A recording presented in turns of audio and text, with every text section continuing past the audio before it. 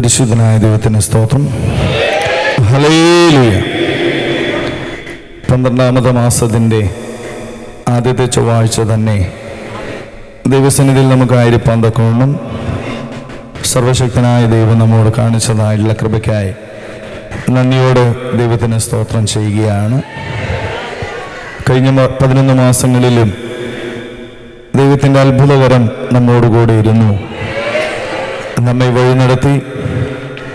അനേകർ വീണുപോയപ്പോൾ, അനേകർ പിന്മാറിപ്പോയപ്പോൾ സർവശക്തനായ ദൈവത്തിൻ്റെ ആലയത്തിൽ ആരാധിക്കുന്നതായിട്ടുള്ള നമുക്ക് ദൈവസന്നിധിയിൽ വീഴാതെ നിൽക്കുവാൻ തക്കവണ്ണം ഇതുവരെയും സഹായിച്ചതായിട്ടുള്ള വലിയ കൃപയ്ക്കായി നന്ദിയോടെ ദൈവത്തിന് സ്തോത്രം ചെയ്യുകയാണ്.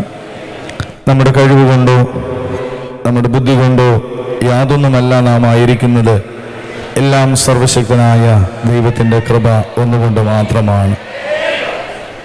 ദൈവവചനത്തിൽ നാം വായിക്കുന്നത് പോലെ അവിശ്വസ്തരായിരിക്കുന്ന നമ്മെ വിശ്വസ്തരെ നിന്നിക്കൊണ്ട് ശുശ്രൂഷയ്ക്കാക്കി വെച്ച ദൈവത്തിന് എത്ര നന്ദി പറഞ്ഞാലും മതിയാവുകയില്ല. പുറകിലേക്ക് തിരിഞ്ഞു നോക്കുമ്പോൾ 11 മാസവും ദൈവം നമ്മെ ജയത്തോടുകൂടെ വഴി നടത്തി. അന്നവസ്ത്രാദി നന്മകളെ നൽകി ദൈവം പരിപാലിച്ചു. നമ്മുടെ കണ്ണിന് കണ്ണുനീരിൽ നിന്നും കാലുകളെ വീഴ്ചയിൽ നിന്നും പ്രാണനെ മരണത്തിൽ നിന്നും വിടുവിച്ചുകൊണ്ട് ജയത്തോടുകൂടെ പരിപാലിച്ചതായിട്ടുള്ള സ്നേഹത്തിനായി നന്ദിയോടെ ദൈവത്തിന് സ്തോത്രം ചെയ്യുകയാണ്. നന്ദി പറയുവാനല്ലാതെ മറ്റൊന്നും നമ്മുടെ പക്കലില്ല. ദൈവസന്നിധിയിൽ നാം പുറകിലേക്ക് തിരിഞ്ഞു നോക്കുമ്പോൾ ദൈവം ചെയ്തതായിട്ടുള്ള നന്മകളും നമ്മോട് കാണിച്ചതായിട്ടുള്ള സ്നേഹവും വളരെ വലുത് തന്നെയാണ്. എത്ര നന്ദി പറഞ്ഞാലും എത്ര സ്തുതിച്ചാലും മതി വരാത്ത വിധം അനേക നന്മകൾ നൽകി അനുഗ്രഹിച്ച ദൈവത്തിന് സ്തോത്രവും സ്തുതിയും അർപ്പിക്കുന്നു. ഇന്ന് നന്ദിയുള്ള ഹൃദയത്തോടുകൂടെ ദൈവസന്നിധിയിൽ ആയിരിക്കാൻ തക്കവണ്ണം നമ്മെല്ലാവരെയും ദൈവം സഹായിക്കുമാറാകട്ടെ. ഒരു വർഷം വന്നതായിട്ടുള്ള കുറവുകളെല്ലാം ദൈവസന്നിധിയിൽ ഏറ്റു പറഞ്ഞുകൊണ്ട്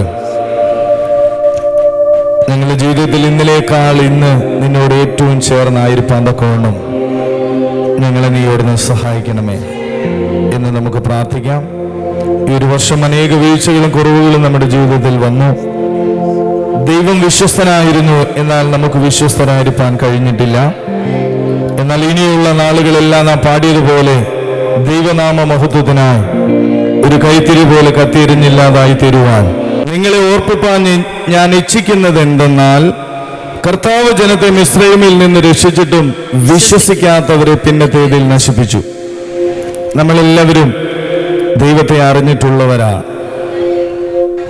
നാം പുറകിലേക്ക് തിരിഞ്ഞു നോക്കുമ്പോൾ അനവധി വർഷങ്ങളായി ദൈവത്തെ നമ്മൾ ആരാധിക്കുന്നവരാണ്. ദൈവം നമ്മെ എവിടെ നിന്നാണ് രക്ഷിച്ചത്? അടിമത്വത്തിൽ നിന്നും, പാപത്തിൽ നിന്നും, ശാപത്തിൽ നിന്നും, ശത്രുവിൻ്റെതായിട്ടുള്ള കരങ്ങളിൽ നിന്നുമാണ് സർവശക്തനായ ദൈവം രക്ഷിച്ചത്. ദൈവവചനത്തിൽ നാം വായിക്കുന്നത് പോലെ മരുഭൂമിയിൽ ഇസ്രായേൽ മക്കളെ അത്ഭുതകരമായി ദൈവം വഴി നടത്തി. എവിടെ നിന്നാണ് അവരെ കൊണ്ടുവന്നത്? മിസ്രയീം എന്ന ഇരുമ്പുലയിൽ നിന്നാണ് ദൈവം അവരെ കൂട്ടിവരുത്തിയത്. അതിനർത്ഥം ഒരിക്കലും രക്ഷപ്പെടുവാൻ കഴിയാത്തതായിട്ടുള്ള സാഹചര്യത്തിൽ നിന്നും സർവശക്തനായ ദൈവം ജനത്തോട് കരുണ കാണിച്ച്, ഇസ്രായേൽ മക്കളോട് കരുണ കാണിച്ച് അവരെ ഫറവോന്റെ കയ്യിൽ നിന്നും രക്ഷിച്ച് ദൈവം കൊണ്ടുവന്നു. അതേപോലെ നമ്മുടെ ജീവിതത്തിലും ഒരിക്കലും രക്ഷപ്പെടുവാൻ യാതൊരു വഴിയുമില്ലാത്തവരാണ് നമ്മളെല്ലാവരും. പാപത്തിൻ്റെയും ശാപത്തിൻ്റെയും മരണത്തിൻ്റെയും താഴ്വരയിൽ കൂടെ നമ്മൾ കടന്നു പോയിക്കൊണ്ട് ദൈവം ആരെന്നറിയാതെ വണ്ണം അനേക വിഗ്രഹങ്ങളെ സേവിച്ചുകൊണ്ട് ഈ ലോകത്തിൽ ശത്രുവിന്റെ അടിമത്വത്തോടുകൂടെ ജീവിച്ചവരാണ് ഇവിടെ ആയിരിക്കുന്നതായിട്ടുള്ള എല്ലാവരും തന്നെ. എന്നാൽ ദൈവത്തിൻ്റെ നിത്യമായ സ്നേഹമാണ് നമ്മെ ഇതുവരെയും കൊണ്ടുവന്നിരിക്കുന്നത്. നമ്മുടെ കഴിവ് കൊണ്ടല്ല, നമ്മുടെ ബുദ്ധി കൊണ്ടല്ല, നമ്മുടെ ജ്ഞാനം കൊണ്ടല്ല, നമ്മുടെ കുടുംബ പാരമ്പര്യം കൊണ്ടല്ല, മഹത്വം കൊണ്ടല്ല. സർവശക്തനായ ദൈവത്തിന്റെ കൃപ, ദൈവത്തിന്റെ സ്നേഹം ഒന്നുകൊണ്ട് മാത്രമാണ്. ഇവിടെ ദൈവത്തിന്റെ വചനം പഠിപ്പിക്കുന്നത് സകലതും നിങ്ങൾ ഒരിക്കൽ അറിഞ്ഞു. ഈ ആലയത്തിൽ നമ്മൾ അറിഞ്ഞതുപോലെ ലോകത്തിൽ ആരും അറിഞ്ഞിട്ടുണ്ടാവുകയില്ല. കാരണം സർവശക്തനായ ദൈവം നമ്മുടെ മധ്യത്തിൽ താഴ്ന്നിറങ്ങി വന്ന് നമ്മോട് സംസാരിച്ചതായിട്ടുള്ള അനേക കാര്യങ്ങളുണ്ട്. ദൈവത്തിന്റെ ദാസനിലൂടെ നമ്മോട് സംസാരിച്ചതായിട്ടുള്ള അനേക കാര്യങ്ങളുണ്ട്. ദൈവത്തിന്റെ വചനത്തിൽ കൂടെ നമ്മോട് സംസാരിച്ചതായിട്ടുള്ള അനേക കാര്യങ്ങളുണ്ട്. ദൈവവചനത്തിൽ എഴുതിയിരിക്കുന്നത് പോലെ സ്വർഗരാജ്യത്തിന്റെ മർമ്മങ്ങളെ അറിയുവാൻ ദൈവം വരം നൽകിയവരാണ് നമ്മൾ എല്ലാവരും. നമ്മെ പോലെ അറിഞ്ഞ ഒരു വ്യക്തി ഉണ്ടാവുകയില്ല. കാരണം നാം ഒരു സഭയുടെ കീഴിലല്ല, ഒരു മതത്തിന്റെ കീഴിലല്ല, ഒരു മനുഷ്യന്റെ കീഴിലല്ല, സർവശക്തനായ ദൈവത്തിന്റെ കീഴിലാണ് നമ്മൾ എല്ലാവരും. നമുക്ക് ആധാരമായിരിക്കുന്നത് സ്വർഗീയ വചനം മാത്രമാണ്. നമുക്ക് നൽകിയിരിക്കുന്നതായിട്ടുള്ള വചനത്തെ മുൻനിർത്തിയാണ് നമ്മൾ ഇതുവരെയും മുന്നോട്ട് പോയത്. ഒരിക്കലും വീണുപോയില്ല, ഒരിക്കലും തോറ്റുപോയില്ല. എന്തുകൊണ്ടെന്ന് ചോദിച്ചാൽ നമ്മെ വിളിച്ചവനായ ദൈവം വിശ്വസ്തനായി കൂടെ ഇരുന്നത് കൊണ്ടാണ്. ഹല്ലേലൂയ. നിൽക്കുന്നു എന്ന് തോന്നുന്നവൻ വീഴാതിരിപ്പാൻ സൂക്ഷിച്ചു കൊള്ളട്ടെ. നാം നിന്നത് അല്ല, സർവശക്തനായ ദൈവം നമ്മെ നിർത്തിയതാണ്. നാം നേടിയതല്ല, ദൈവമെല്ലാം നമുക്ക് നൽകിയതാണ്. നാം ഇന്നിവിടെ നിൽക്കുന്നത് ദൈവത്തിന്റെ കൃപ ഒന്നുകൊണ്ട് മാത്രമാണ്. നമ്മുടെ പ്രാർത്ഥന കൊണ്ടല്ല, നമ്മുടെ വിശുദ്ധ ജീവിതം കൊണ്ടല്ല, നാം ആരാധിച്ചത് കൊണ്ടല്ല. ദൈവം നമ്മെ വിളിച്ചു, ദൈവം നമ്മെ തിരഞ്ഞെടുത്തു, ദൈവം നമ്മെ വഴി നടത്തി, ദൈവം നമ്മെ നിലനിർത്തി. ആ സ്നേഹം ഒന്നുകൊണ്ട് മാത്രമാണ് ഇന്ന് പകൽക്കാലം നാം ആയിരിക്കുന്നത്. എന്നാൽ ഇവിടെ ദൈവത്തിന്റെ വചനം നമ്മെ പഠിപ്പിക്കുന്നത്, നിങ്ങൾ സകലതും ഒരിക്കൽ അറിഞ്ഞു എങ്കിൽ നിങ്ങളെ ഓർപ്പിപ്പാൻ ഞാൻ ഇച്ഛിക്കുന്നത് എന്തെന്നാൽ നമ്മളെല്ലാം ഒരിക്കലായി അറിഞ്ഞിട്ടുള്ളവരാണ്. എന്നാൽ ഇന്ന് നമ്മുടെ പ്രശ്നം എന്താകുന്നു എന്ന് ചോദിച്ചാൽ, അറിഞ്ഞ കാര്യങ്ങൾ മറന്നു എന്നുള്ളതാണ്. നമ്മൾ പുറകിലേക്ക് തിരിഞ്ഞു നോക്കിയാൽ ദൈവം നമ്മോട് ഉപദേശിച്ചതും ദൈവം നമ്മെ നടത്തിയതും ഏതവസ്ഥയിൽ നിന്നാണ് ദൈവം നമ്മെ ഉയർത്തിയത് എന്നുള്ള കാര്യങ്ങളെല്ലാം നാം മറന്നുപോയി, നാം ഓർമ്മയില്ലാത്തവരായി തീർന്നു. എന്നാൽ ഇന്ന് ദൈവവചനം നമ്മെ പഠിപ്പിക്കുന്നത് നമ്മെ ഓർമ്മിപ്പിക്കുക എന്നുള്ളതാണ്. ഇന്ന് ദൈവം നമ്മെ ഈ ആലയത്തിലേക്ക് കൊണ്ടുവന്നിരിക്കുന്നത് ഈ 12ാമത്തെ മാസത്തിന്റെ അവസാനത്തെ ചൊവ്വാഴ്ചയുടെ പകൽക്കാലം ദൈവം നമ്മെ ഈ ആലയത്തിലേക്ക് കൊണ്ടുവന്നിരിക്കുന്നത് ചില കാര്യങ്ങൾ നമ്മെ ഓർമ്മിപ്പിക്കുവാനാണ്.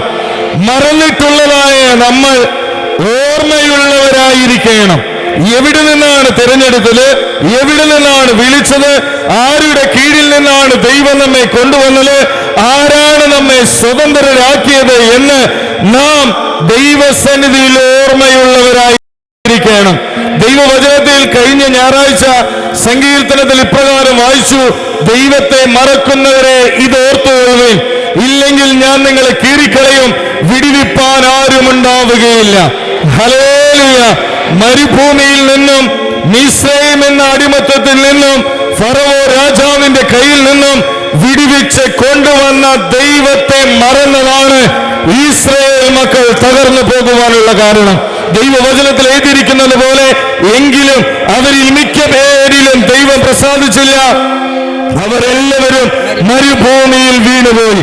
മരുഭൂമിയിൽ വീണുപോകുവാനുള്ള കാരണം മറന്നതുകൊണ്ടാണ്. ഇന്ന് ദൈവം നമ്മെ ഓർമ്മിപ്പിക്കുന്നത്, ഇസ്രായേൽ മക്കളെ പോലെ മരുഭൂമിയിൽ വീണുപോകരുത്. ദൈവ ഇഷ്ടം ചെയ്ത് വാഗ്ദത്തം പ്രാപിക്കണം. അതിനുവേണ്ടിയാണ് ദൈവം നമ്മെ ഇന്ന് പകൽക്കാലം ഓർമ്മിപ്പിക്കുന്നത്. ഈ വർഷത്തിൽ വന്നതായിട്ടുള്ള വീഴ്ചകളെല്ലാം, മറവിയെല്ലാം മാറ്റിക്കളഞ്ഞുകൊണ്ട് പുതിയ വർഷത്തിൽ ഇനി തരുന്നതായിട്ടുള്ള ഓരോ ദിവസങ്ങളും ദൈവത്തിന്റെ നന്മകളെ ഓർത്ത്, ദൈവം ഉപദേശിച്ചത് ഓർത്ത്, ദൈവത്തിന്റെ വചനത്തെ മുൻനിർത്തിക്കൊണ്ട് ഒരിക്കലും സ്വന്തം ഇഷ്ടപ്രകാരം മുന്നോട്ട് പോകാതെ മരണപര്യന്തം വിശ്വസ്തയോടുകൂടെ ദൈവസന്നിധിയിലായിരിക്കണം. അതാണ് ദൈവം നമ്മെ കുറിച്ച് ആഗ്രഹിക്കുന്നത്. ഇവിടെ ഇസ്രായേൽ മക്കളെ വീണ്ടെടുത്തു. ഇസ്രായേൽ മക്കളെ മരുഭൂമിയിൽ നിന്നും ദൈവം കൊണ്ടുവന്നു. ദൈവം അവരെ അത്ഭുതകരമായി വഴി നടത്തി. എന്നാൽ യൂദ ഓർമ്മിപ്പിക്കുന്നത്, നിങ്ങളോ സകലതും ഒരിക്കൽ അറിഞ്ഞു എങ്കിലും നിങ്ങളെ ഓർപ്പിപ്പാൻ ഞാൻ ഇച്ഛിക്കുന്നത് എന്തെന്നാൽ കർത്താവ് ജനത്തെ മിസ്രൈമിൽ നിന്ന് രക്ഷിച്ചിട്ടും വിശ്വസിക്കാത്തവരെ പിന്നത്തേതിൽ നശിപ്പിച്ചു കളഞ്ഞു. ആരാണ് കൊണ്ടുവന്നത്? ദൈവമാണ് കൊണ്ടുവന്നത്. അതാണ് നിങ്ങളോട് ഒന്നാമത് പറഞ്ഞത്, നമ്മെ വിളിച്ചവൻ വിശ്വസ്തനായ ദൈവമാകുന്നു എന്നുള്ളത്. ഹല്ലേലൂയ. നാം പോയതല്ല, നാം തിരഞ്ഞെടുത്തതല്ല, ദൈവമാണ് നമ്മെ തിരഞ്ഞെടുത്തത്, ദൈവമാണ് നമ്മെ നിലനിർത്തിയത്, ദൈവമാണ് നമ്മെ കൊണ്ടുവന്നത്, ദൈവമാണ് നമ്മെ രക്ഷിച്ചത്. ഇന്ന് ദൈവസന്നിധിയിൽ നന്ദിയുള്ളതായിട്ടുള്ള എത്ര പേരുണ്ട്? ഇന്ന് ദൈവത്തിന്റെ വചനം എന്നുള്ളത് നിങ്ങളോട് മാത്രമല്ല, ഇവിടെ ആയിരിക്കുന്ന എന്നോട് കൂടെയാണ്. ഇവിടെ ഇരിക്കുന്നതായിട്ടുള്ള നമുക്കെല്ലാവർക്കും ഉള്ളതാണ് ഈ ദൈവത്തിന്റെ വചനം. കാരണം നാം പല കാര്യങ്ങളും മറന്നുപോയി, ദൈവം ചെയ്തതായിട്ടുള്ള നന്മകൾ മറന്നുപോയി, രക്ഷിച്ച ദൈവത്തെ മറന്നുപോയി, നമ്മെ നടത്തിയവരെ മറന്നുപോയി. അതാണ് നമ്മുടെ ജീവിതത്തിലെ തോൽവിക്ക് കാരണം. എന്നാൽ ദൈവവചനം പഠിപ്പിക്കുന്നത്, കർത്താവ് ജനത്തെ മിസ്രയീമിൽ നിന്ന് രക്ഷിച്ചിട്ടും വിശ്വസിക്കാത്തവരെ പിന്നത്തേതിൽ ഹല്ലേലൂയ, വിശ്വസിക്കാത്തവരെ പിന്നത്തേതിൽ നശിപ്പിച്ചു. അപ്പോൾ ഇവിടെ ദൈവം കൊണ്ടുവന്നപ്പോൾ വിശ്വാസമുണ്ടായിരുന്നു. എന്നാൽ നശിച്ചു പോകുവാനുള്ള കാരണം വിശ്വാസം നഷ്ടപ്പെട്ടതുകൊണ്ടാണ്. ഇന്ന് ദൈവസന്നിധിയിൽ നാം ചിന്തിക്കേണ്ടത്, വന്നപ്പോഴുണ്ടായിരുന്ന വിശ്വാസം ഇന്ന് എനിക്കുള്ളോ? വന്നപ്പോഴുണ്ടായിരുന്ന സ്നേഹം എനിക്കുള്ളോ?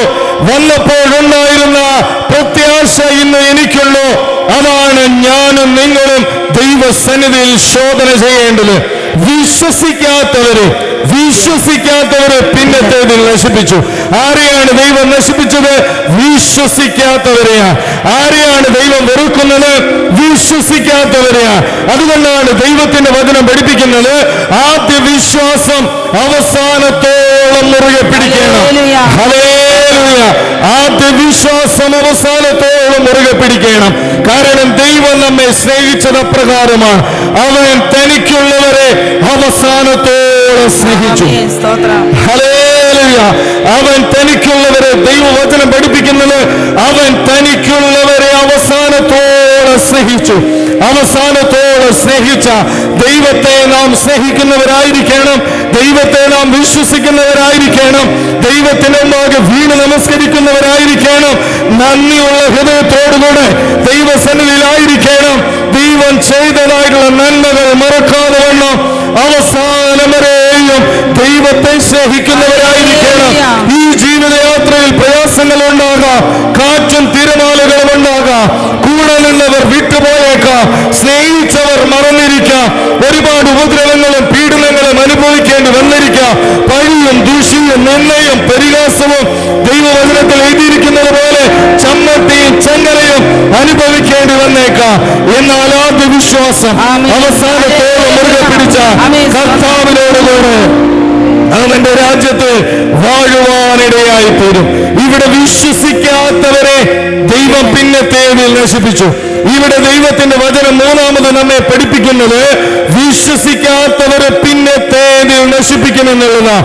രക്ഷിച്ച ദൈവത്തിന് നശിപ്പിക്കാനും അധികാരമുണ്ട്. ആരെയാണ് നശിപ്പിക്കുന്നത്? വിശ്വസിക്കാത്തവരെ, മറന്നു പോകുന്നവരെ, ദൈവത്തെ മറക്കുന്നവരെ, കൊണ്ടുവന്ന ദൈവത്തെ മറന്ന് സ്വന്തം വഴിയിൽ കൂടെ പോകുന്നവരെ ദൈവം നശിപ്പിച്ചു കളയുമെന്ന് ദൈവവചനത്തിൽ നമ്മെ പഠിപ്പിക്കുന്നു. എന്നാൽ 1-ാം അധ്യായം അതിന്റെ 1-ാമത്തെ വാക്യത്തിൽ പ്രകാരം വായിക്കുന്നു, യേശുക്രിസ്തുവിന്റെ ദാസൻ. യേശുക്രിസ്തുവിന്റെ ദാസൻ ആരാണ്? യൂദ യേശുക്രിസ്തുവിന്റെ ദാസനാ. രണ്ടാമത് യാക്കോബിന്റെ സഹോദരന്മാരായ യൂദ, സഹോദരനായ യൂദ. ഇവിടെ എഴുതിയിരിക്കുന്നു, ഒന്ന് അവൻ യേശുക്രിസ്തുവിന്റെ ദാസനാ. രണ്ടാമത് അവിടെ എഴുതിയിരിക്കുന്നത് യാക്കോബിന്റെ സഹോദരനായ യൂദ, പിതാവായ ദൈവത്താൽ സ്നേഹിക്കപ്പെട്ടും യേശുക്രിസ്തുവിനായി സൂക്ഷിക്കപ്പെട്ടും ഇരിക്കുന്നവരായ വിളിക്കപ്പെട്ടവർക്ക് എഴുതുന്നത്. ഹല്ലേലൂയ. ഈ വചനം എഴുതിയിരിക്കുന്നത് യേശുക്രിസ്തുവിന്റെ ദാസനായ യൂദയാണ്. ഹല്ലേലൂയ. യേശു ക്രിസ്തുവിന്റെ ദാസനായ യൂദ ആർക്കാണ് എഴുതിയിരിക്കുന്നത്? പിതാവായ ദൈവത്താൽ സ്നേഹിക്കപ്പെട്ടവർക്കാണ് എഴുതിയിരിക്കുന്നത്. നമ്മെ ആരാണ് സ്നേഹിച്ചത്? ഈ ലോകത്തിൽ ആരും സ്നേഹിക്കുവാനില്ലാതിരുന്നതായിട്ടുള്ള നമ്മെ ദൈവവചനത്തിൽ എഴുതിയിരിക്കുന്നത് പോലെ വെറും പറമ്പിൽ എറിയപ്പെട്ട കൊള്ളികളാകുന്ന നമ്മെ, ചതഞ്ഞ ഓടകളാകുന്ന നമ്മെ, ഒരു മരത്തിനും ഒരു ആയുധമുണ്ടാക്കുവാനോ ഒരു മേശ ഉണ്ടാക്കുവാനോ കൊള്ളരുതാത്തതായിട്ടുള്ള പാഴ്ത്തടിയാകുന്ന നമ്മെ, രക്തത്തിൽ കുളിച്ചു കിടന്ന നമ്മെ, ഒരു കണ്ണിനും ഭേദമില്ലാതെ കിടന്നിരുന്നതായിട്ടുള്ള നമ്മെ സ്നേഹിച്ചവനായ ഒരു ദൈവമുണ്ട്. ഹല്ലേലൂയ! ദൈവത്താൽ സ്നേഹിക്കപ്പെട്ടവരാണ് നമ്മളെല്ലാവരും. ദൈവത്താൽ സ്നേഹിക്കപ്പെട്ടു, യേശു ക്രിസ്തുവിനായി സൂക്ഷിക്കപ്പെട്ടവരുമാണ്. ദൈവം നമ്മെ കുറിച്ച് ചില പദ്ധതികൾ പ്ലാൻ ചെയ്തിട്ടുണ്ട്. അതിനുവേണ്ടിയാണ് ദൈവം നമ്മെ സൂക്ഷിച്ചു വെച്ചിരിക്കുന്നത്. ദൈവം നമ്മെ ശത്രുവിന് വിട്ടുകൊടുക്കാതെ, പാപങ്ങൾക്കൊത്തവണ്ണം നമ്മോട് പകരം ചെയ്യാതെ, നമ്മുടെ അകൃത്യങ്ങളെ ഓർമ്മ വയ്ക്കാതെ, കോഴി തന്റെ കുഞ്ഞുങ്ങളെ ചിറകരിൽ മറയ്ക്കുന്നവരെ മറച്ചുകൊണ്ട് നമ്മെ സൂക്ഷിച്ചിരിക്കുന്നത് കർത്താവിന് നമ്മെ കൂടെ ചില കാര്യങ്ങൾ നടപ്പിലാക്കുവാനായിട്ടുണ്ട്. ഹല്ലേലൂയ! ഇവിടെ എഴുതിയതായിട്ടുള്ള വചനം, പിതാവായ ദൈവത്താൽ സ്നേഹിക്കപ്പെട്ടു, യേശു ക്രിസ്തുവിനായി സൂക്ഷിക്കപ്പെട്ടു, ഇരിക്കുന്നവരായ വിളിക്കപ്പെട്ടവർക്ക് എഴുതുന്നത്. ഒന്ന്, ദൈവത്താൽ സ്നേഹിക്കപ്പെട്ടവരാണ് നാം. രണ്ട്, കർത്താവിനായി സൂക്ഷിക്കപ്പെട്ടവരാണ് നാം. മൂന്ന്, കർത്താവ് വിളിക്കപ്പെട്ടവരാണ് നമ്മളെല്ലാവരും. ദൈവത്തിന്റെ വചനത്തിൽ വായിക്കുമ്പോൾ യേശു കടന്നു പോകുമ്പോൾ വല നന്നാക്കുന്നവന് വിളിച്ചു, എന്നെ അനുഗമിക്കുക. വല കഴുകുന്നവന് വിളിച്ചു, എന്നെ അനുഗമിക്കുക. ചുങ്കക്കാരനെ വിളിച്ചു, എന്നെ അനുഗമിക്കുക. ആ ഒരൊറ്റ വാക്കിനാൽ അവർ യേശുവിനെ അനുഗമിക്കുവാൻ ഇടയായിത്തീർന്നു. എന്തുകൊണ്ടെന്ന് ചോദിച്ചാൽ അവർ വിളിക്കപ്പെട്ടവരാ. ദൈവം അബ്രഹാമിനെ വിളിച്ചു, ഞാൻ നിന്നെ കാണിപ്പാൻ ഇരിക്കുന്ന ദേശത്തേക്ക് നീ യാത്ര പുറപ്പെടുക. അബ്രഹാം എല്ലാം വിട്ടുകൊണ്ട് സ്വന്തം ദേശത്തെയും ചാർച്ചക്കാരെയും ഭവനക്കാരെയും എല്ലാം വിട്ടുകൊണ്ട് അബ്രഹാം യാത്ര പുറപ്പെട്ടു. എന്നാൽ വിളിക്കാത്തതായിട്ടുള്ള ലോത്തും അബ്രഹാമിനോടുകൂടെ യാത്ര പുറപ്പെട്ടു. പക്ഷെ നിലനിൽക്കുവാൻ കഴിയുന്നില്ല. ഹല്ലേലൂയ! അബ്രഹാം പോയതുപോലെ ലോത്ത് പോകുവാൻ ആഗ്രഹിച്ചു. പക്ഷെ ലോത്തിന് അവിടെ എത്തുവാനായിട്ട് കഴിഞ്ഞില്ല. കാരണം എന്താകുന്നു എന്ന് ചോദിച്ചാൽ അബ്രഹാമിനെ പോലെ ലോത്തിനെ ദൈവം വിളിച്ചിട്ടുണ്ടായിരുന്നില്ല. ഇന്ന് ദൈവത്തിന്റെ വചനം വളരെ ശക്തമായിട്ട് എന്നോടും നിങ്ങളോടും പറയുന്നത്, കർത്താവാണ് നമ്മെ വിളിച്ചത്. ആ പൂർണ്ണ ബോധ്യം നമുക്ക് വേണം. നമ്മുടെ ഇഷ്ടപ്രകാരമല്ല, ദൈവമാണ് നമ്മെ വിളിച്ചത്. അബ്രഹാമിനോട്, വിഗ്രഹങ്ങളുടെ നടുവിൽ കിടന്നതായ അബ്രഹാമിനോട് കരുണ തോന്നിയതായിട്ടുള്ള ദൈവം അവനെ പേർ ചൊല്ലി വിളിച്ചുകൊണ്ട് കനാൻ ദേശത്തേക്ക് അവനെ യാത്ര പുറപ്പെടുവിച്ചു. അവൻ സകലതുമിട്ട് അവൻ കർത്താവിനെ അനുഗമിച്ചു. എന്തുകൊണ്ടാണ് അബ്രഹാം നിലനിൽക്കുവാനുള്ള കാരണം? കർത്താവ് വിളിച്ചത് കൊണ്ടാണ്, കർത്താവ് തിരഞ്ഞെടുത്തത് കൊണ്ടാണ്, കർത്താവ് നിലനിർത്തിയത് കൊണ്ടാണ്. കർത്താവ് അവനെ ജയത്തോടുകൂടെ വഴി നടത്തുവാനുള്ള കാരണം അവൻ വിളി കേട്ട് ഇറങ്ങി പുറപ്പെട്ടു എന്നുള്ള ഒരൊറ്റ കാരണം കൊണ്ടാണ്. ഇതുവരെയും നമ്മെ നിലനിർത്തിയത് ദൈവത്തിന്റെ കൃപ ഒന്നുകൊണ്ട് മാത്രമാണ്. ദൈവവചനത്തിൽ എഴുതിയിരിക്കുന്നത്, നീ വേരിനെയല്ല വേർ നിന്നെ എത്ര ചുമക്കുന്നത് എന്ന് ഓർക്കാം. പലപ്പോഴും നാം മറന്നു പോകുന്നത് നമ്മുടെ കഴിവ് കൊണ്ടാണ് നിന്നത് എന്നുള്ളതാണ്. ദൈവസന്നിധിയിൽ നമുക്ക് അങ്ങനെ ഒന്നും പറയുവാനായിട്ടില്ല. നമ്മെ ചുമന്നതായ ഒരു വേരുണ്ട്. ഹല്ലേലൂയ! വേനലിലും വർഷകാലത്തും നമുക്ക് ആഹാരം തന്നതായിട്ടുള്ള ഒരു വേരുണ്ട്. നമ്മുടെ ഇല വാടിപ്പോകാതെ വെള്ളം ഈ വേരാണ് ആഴത്തിൽ നിന്നും വെള്ളം നമുക്ക് നൽകി ഇല പച്ചയാക്കി നിർത്തിയിരിക്കുന്നത്. ഈ വേരില്ല എങ്കിൽ ചെറിയ കാറ്റത്ത് നാം വീണുപോകും. ഈ വേരില്ല എങ്കിൽ ഇലകൾ വാടിപ്പോകും. ഈ വേരില്ല എങ്കിൽ ആഹാരം നമുക്ക് ലഭിക്കുകയില്ല. ഈ വേരില്ല എങ്കിൽ നാം ഉണങ്ങിപ്പോകും. എന്നാൽ ഉണങ്ങാതെ കാത്തതായിട്ടുള്ള വേരിനായി നന്ദിയോട് ദൈവത്തിന് സ്തോത്രം ചെയ്യുകയാണ്. നമ്മെ ചുമക്കുന്ന ഒരു വേരുണ്ട്. ഈ മരത്തിന്റെ മുഴുവൻ വെയിറ്റും വെക്കുന്നത് ആ വേരിലാണ്. നമ്മെ ചുമക്കുന്ന, നമ്മുടെ പാപങ്ങളെല്ലാം ഓർക്കണം, ആമേൻ. ദൈവം ചുമന്നൊഴിച്ച ദൈവത്തിന്റെ കുഞ്ഞാണവൻ. ഇപ്പോഴും നമ്മെ ചുമന്നുകൊണ്ടിരിക്കുകയാണ്. നമ്മുടെ തെറ്റുകൾ കണക്കിടാതെ, പോരായ്മകൾ കണക്കിടാതെ, അവിശ്വാസം കണക്കിടാതെ, നന്ദിയില്ലാത്തതായുള്ള ഹൃദയമൊന്നും കണക്കിടാതെ, അനുസരണക്കേട് കണക്കിടാതെ ഇപ്പോഴും ദൈവം നമ്മെ ചുമന്നുകൊണ്ട് നടക്കുകയാണ്. ആമേൻ. ഹല്ലേലൂയ. ഇന്ന് നാം ആയിരിക്കുവാനുള്ള കാരണം എന്നെ ചുമന്നതായ എന്റെ ദൈവത്താലാണ്. ഇന്ന് ഞാൻ ഇവിടെ നിൽക്കുന്നത് എന്നെ ചുമന്ന എന്റെ ദൈവമാണ്. എന്റെ തെറ്റുകൾ കണക്കിടാതെ, എന്റെ കുറ്റങ്ങൾ കണക്കിടാതെ, എന്റെ പോരായ്മകൾ കണക്കിടാതെ, എന്റെ നന്ദികേടുകൾ കണക്കിടാതെ എന്നെ ചുമന്നുകൊണ്ടിരിക്കുകയാണ് എന്റെ സർവശക്തനായ ദൈവം. അതുകൊണ്ട് ഇന്ന് ദൈവത്തിന്റെ വചനം പഠിപ്പിക്കുന്നത് വിശ്വസിക്കാത്തവരെ നശിപ്പിച്ചു. എന്നെ ചുമക്കുന്ന ഒരു ദൈവമുണ്ട് എന്ന് മറന്നു പോകരുത്. ഇനിയിപ്പോഴും ചുമന്നുകൊണ്ടിരിക്കുന്ന ഒരു ദൈവമുണ്ട് എന്ന് മറന്നു പോകരുത്. നാം സ്നേഹിച്ചവർ മാറിപ്പോയി. നമ്മുടെ ജീവിതത്തിൽ നമ്മിൽ വന്നതായിട്ടുള്ള കുറവുകൾ കണ്ട് പലരും അകന്നുപോയി. നമ്മുടെ പോരായ്മകൾ കണ്ട് പലരും അകന്നുപോയി. എന്നാൽ നമ്മെ ചുമന്നവനായ ദൈവം നമ്മെ മറന്നിട്ടില്ല, നമ്മെ മറന്നിട്ടില്ല, നമ്മെ മറന്നിട്ടില്ല. ചുമന്ന ദൈവത്തിന് ഫലം കൊടുത്തിട്ടില്ല എങ്കിലും അവൻ ഇപ്പോഴും ചുമന്നുകൊണ്ടിരിക്കുക. ഈ 11 മാസവും സർവശക്തനായ ദൈവം നമ്മെ ചുമന്നു, നമ്മെ വഹിച്ചു, നമുക്ക് വേണ്ടുന്നതെല്ലാം നൽകി. എന്നാൽ ദൈവത്തിന് നാം എന്താണ് കൊടുത്തിട്ടുള്ളത്? എന്താണ് നാം ദൈവത്തിന് കൊടുത്തിട്ടുള്ളത്?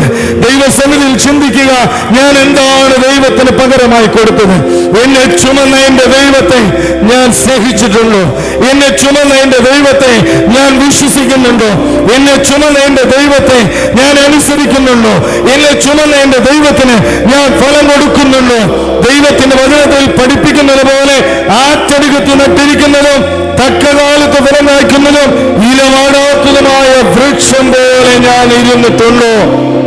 ഇല്ല എന്നുള്ളതല്ലാതെ ഉണ്ട് എന്ന് പറയുവാൻ നമുക്കൊന്നുമില്ല. എല്ലാം ദൈവത്തിന്റെ ദാനമാണ്. എന്നാൽ സംഖ്യാപുസ്തകം 14-ാം അധ്യായം അതിന്റെ 11-ാമത്തെ വാക്യം നമുക്ക് വായിക്കാം. സംഖ്യാപുസ്തകം 4-ാം അധ്യായം അതിന്റെ 11-ാമത്തെ വാക്യം.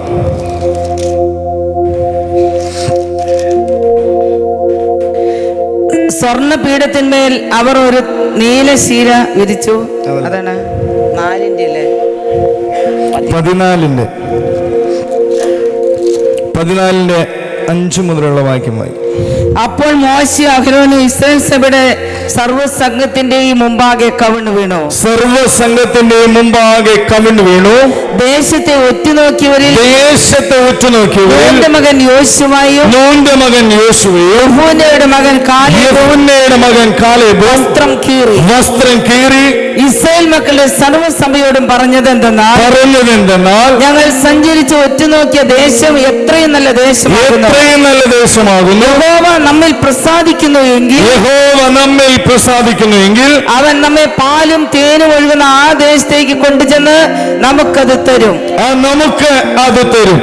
ദേശം ഒറ്റുനോക്കുവാൻ പോയതായ ചില വ്യക്തികൾ പറഞ്ഞു, ആ ദേശം നമുക്ക് കിട്ടുകയില്ല, കാരണം അവിടെയുള്ളവർ ഉന്നതന്മാരും ബലമുള്ളവരുമാണ്. ഇത് കേട്ടപ്പോൾ യോശുവയും കാലേബും വസ്ത്രം കീറിക്കൊണ്ട് ഇപ്രകാരം ദൈവസന്നിധിയിൽ പറഞ്ഞു, ദൈവം നമുക്ക് ആ ദേശം തരും. അതിന് താഴത്തെ വാക്യത്തിൽ വായിക്കുന്നത്, പ്രസാദിക്കുന്നു എങ്കിൽ യഹോവ നമ്മിൽ പ്രസാദിക്കുന്നു എങ്കിൽ ആ ദേശം നമുക്ക് തരും. ദൈവത്തിന്റെ പ്രസാദം വേണമെങ്കിൽ വിശ്വാസമുള്ളവരായിരിക്കണം. ദൈവത്തിന്റെ പ്രസാദം നമ്മൾ പ്രാപിക്കണമെങ്കിൽ ദൈവത്തെ സ്നേഹിക്കുന്നവരായിരിക്കണം. എന്നാൽ മാത്രമേ പ്രസാദം പ്രാപിപ്പാനായിട്ട് കഴിയുകയുള്ളൂ. കയീനും ഹാബേലും ദൈവത്തെ ആരാധിക്കുവാൻ കടന്നു വന്നു. എന്നാൽ കയീന്റെ വഴിപാടിൽ ദൈവം പ്രസാദിച്ചില്ല. ഹാബേലിലും അവന്റെ വഴിപാടിലും ദൈവം പ്രസാദിച്ചു. കാരണം അവൻ അർപ്പിച്ചത് ജീവനുള്ള യാഗമായിരുന്നു. ഹല്ലേലൂയ.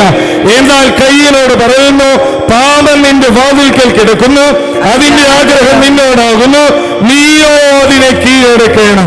എന്താണ് ദൈവത്തിന് പ്രസാദമില്ലാതെ പോകുന്നത്? പാപം നമ്മുടെ വാതിൽക്കൽ കിടക്കുകയാണ്. ആ പാപത്തിന്റെ ആഗ്രഹങ്ങളെല്ലാം നമ്മോട്, നമ്മൾ അതിനെ കീഴടക്കുന്നില്ല, അതിനെ താലോലിച്ചുകൊണ്ടിരിക്കുക. എന്നാൽ യോശുവയും കാലേബും പറയുന്നു, യഹോവ നമ്മിൽ പ്രസാദിക്കുന്നെങ്കിൽ ആ ദേശം നമുക്ക് അവൻ തരും. കാരണം അതാണ് അവരുടെ വിശ്വാസം.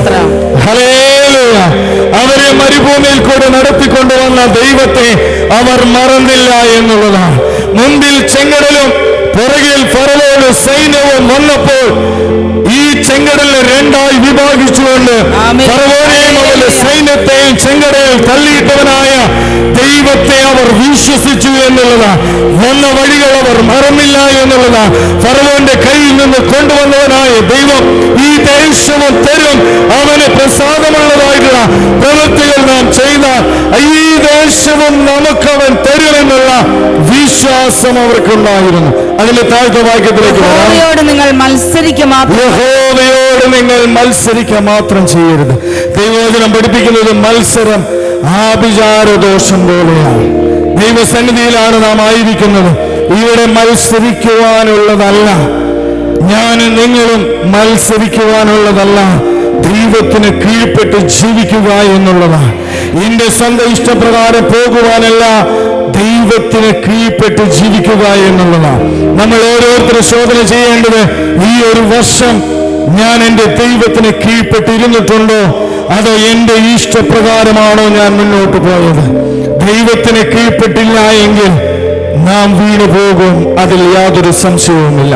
ഇവിടെ ദൈവത്തിന്റെ വചനം നമ്മെ പഠിപ്പിക്കുന്നത്, യഹോവയോട് നിങ്ങൾ മത്സരിക്കുക മാത്രമരുത്, ആ ദേശത്തിലെ ജനത്തെ ഭയപ്പെടരുത്, അവർ ദൈവത്തെയാണ് നാം ഭയപ്പെടേണ്ടത്. മനുഷ്യനെയല്ല നാം ഭയപ്പെടേണ്ടത്. ദൈവവചനത്തിൽ എഴുതിയിരിക്കുന്ന ആരെ ഭയപ്പെടണം എന്ന് ഞാൻ നിങ്ങൾക്ക് കാണിച്ചു തരാം. ദേഹത്തെ കൊന്നിട്ട് പിന്നെ അധികമായി ഒന്നും ചെയ്യുവാൻ കഴിയാത്തവരെ ഭയപ്പെടേണ്ട. ദേഹത്തെയും ദേഹിയെയും കൊന്നിട്ട് നരകത്തിൽ തള്ളിക്കളയുവാൻ അധികാരമുള്ള ദൈവത്തെയാണ് ഭയപ്പെടേണ്ടത്. ഭയപ്പെടുവാൻ യോഗ്യനായ ദൈവത്തെ ഭയപ്പെട്ടാൽ ദൈവം നമുക്ക് ആ ദേശം കൈവശമായി തരും. അതിലെ താഴ്ത്ത വാക്യത്തിൽ വായിക്കുന്നത്, അവർ നമുക്ക് ഇരയാകുന്നു, അവരുടെ ശരണം പോയിപ്പോയിരിക്കുന്നു, അവർ നമുക്ക് ഇരയാകുന്നു. രണ്ട്, അവരുടെ ശരണം പോയിപ്പോയിരിക്കുന്നു. എന്നാൽ നമ്മുടെ ശരണം നമ്മുടെ കർത്താവാണ്. നാം ആശ്രയിക്കുന്നത് നമ്മുടെ കർത്താവിലാണ്, നാം വിശ്വസിക്കുന്നത് കർത്താവിലാണ്. നമ്മെ കൊണ്ടുവന്ന ദൈവം അവസാനം വരെ നിലനിർത്തുവാൻ മതിയായവനായ ദൈവമാകുന്നു എന്ന വിശ്വാസത്തോടുകൂടിയാണ് നമ്മൾ ആയിരിക്കുന്നത്. അവർ നമുക്ക് ഇരയാകുന്നു. യഹോവ നമ്മോടുകൂടെ, അവർക്ക് ശരണമില്ല. മൂന്ന്, ദൈവവചനം നമ്മെ പഠിപ്പിക്കുന്നത്, യഹോവ നമ്മോട് കൂടെ ഉണ്ട്. യഹോവ നമ്മോട് കൂടെ ഉള്ളത് കൊണ്ട് അവരെ ഭയപ്പെടരുത്. മനുഷ്യനെയല്ല നാം ഭയപ്പെടേണ്ടത്, ലോകത്തെയല്ല നാം ഭയപ്പെടേണ്ടത്, ഉന്നതന്മാരെയല്ല ഭയപ്പെടേണ്ടത്, ദൈവത്തെയാണ് നാം ഭയപ്പെടേണ്ടത്. എന്നാൽ ഭയപ്പെടേണ്ടവർക്ക് മാനം കൊടുക്കേണ്ടവർക്ക് നാം മാനം കൊടുക്കണം. ഭയപ്പെടേണ്ടവരെ നാം ബഹുമാനിക്കുകയും ഭയപ്പെടുകയും വേണം. എന്നാൽ എല്ലാത്തിനേക്കാൾ ഉപരിയായി ദൈവത്തെയാണ് നാം ഭയപ്പെടേണ്ടത്. അതിന്റെ താഴത്തെ വാക്യം നമുക്ക് അവരെ കല്ലെറിയണമെന്ന് സഭയെല്ലാം പറഞ്ഞു. അവരെ കല്ലെറിയണം എന്ന് സഭയെല്ലാം പറഞ്ഞു. വിശ്വാസമുള്ളവരെ കല്ലെറിയുവാൻ സഭ ഒരുമിച്ച് നിൽക്കും. എന്നാൽ ദൈവത്തെ മുറുകെ പിടിക്കുന്നവർ ഒരിക്കലും തോറ്റുപോകേണ്ടി വരികയില്ല. അതിന്റെ താഴത്തെ വാക്യത്തിൽ തേജസ് സമാപന കൂടാരത്തിൽ എല്ലാ ഇസ്രായേൽ മക്കളും കാണുക പ്രത്യക്ഷമായി. യഹോവയുടെ തേജസ് അവിടെ പ്രത്യക്ഷമായി. ദൈവവചനത്തിൽ എഴുതിയിരിക്കുന്നത്, യഹോവയുടെ തേജസ് അവിടെ പ്രത്യക്ഷമായി. അതിനർത്ഥം കല്ലെറിയുവാൻ നിൽക്കുന്നവരുടെ മുമ്പാകെ, ഉപദ്രവിക്കാൻ നിൽക്കുന്നവരുടെ മുമ്പാകെ പ്രത്യക്ഷപ്പെടുന്ന ഒരു ദൈവമുണ്ട്. വിശ്വസിക്കുന്നവർക്ക് വേണ്ടി അവൻ പ്രത്യക്ഷപ്പെടും. ഹല്ലേലൂയ. സ്നേഹിക്കുന്നവർക്ക് വേണ്ടി അവൻ പ്രത്യക്ഷപ്പെടും. മറക്കാത്തവരുടെ അടുക്കൽ അവൻ പ്രത്യക്ഷപ്പെടും. വിശ്വസിക്കുന്നവരെ ആരാധിക്കുന്നവരുടെ മുമ്പാകെ അവൻ പ്രത്യക്ഷപ്പെടും. ഈ വചനം നമ്മെ പഠിപ്പിക്കുന്നത്, ആരെല്ലാം എതിരായാലും, ആരെല്ലാം പോലും ആരെല്ലാം ഉപേക്ഷിച്ചാലും നമുക്ക് വേണ്ടി പ്രത്യക്ഷപ്പെടുന്ന ഒരു ദൈവമുണ്ട്. ഹല്ലേലൂയ. നമുക്ക് പ്രത്യക്ഷപ്പെടുന്ന ഒരു ദൈവമുണ്ട്. അവൻ നമ്മെ കൈവിടുന്നവനല്ല.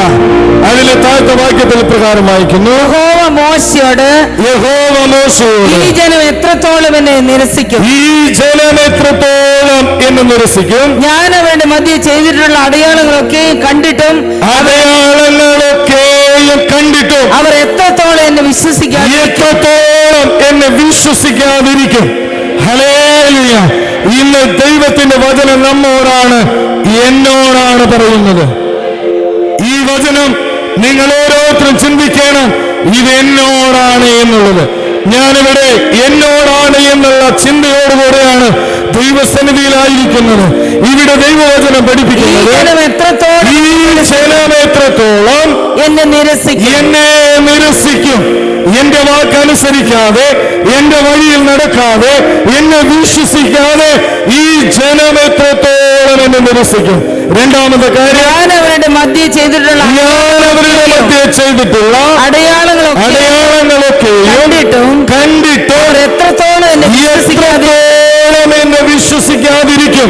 ഇവിടെ നമുക്ക് കാണുവാനായിട്ട് കഴിയുന്നത് വിശ്വസിക്കാത്തവരെ കുറിച്ചാണ്. ആരാണ് വിശ്വസിക്കാത്തവർ?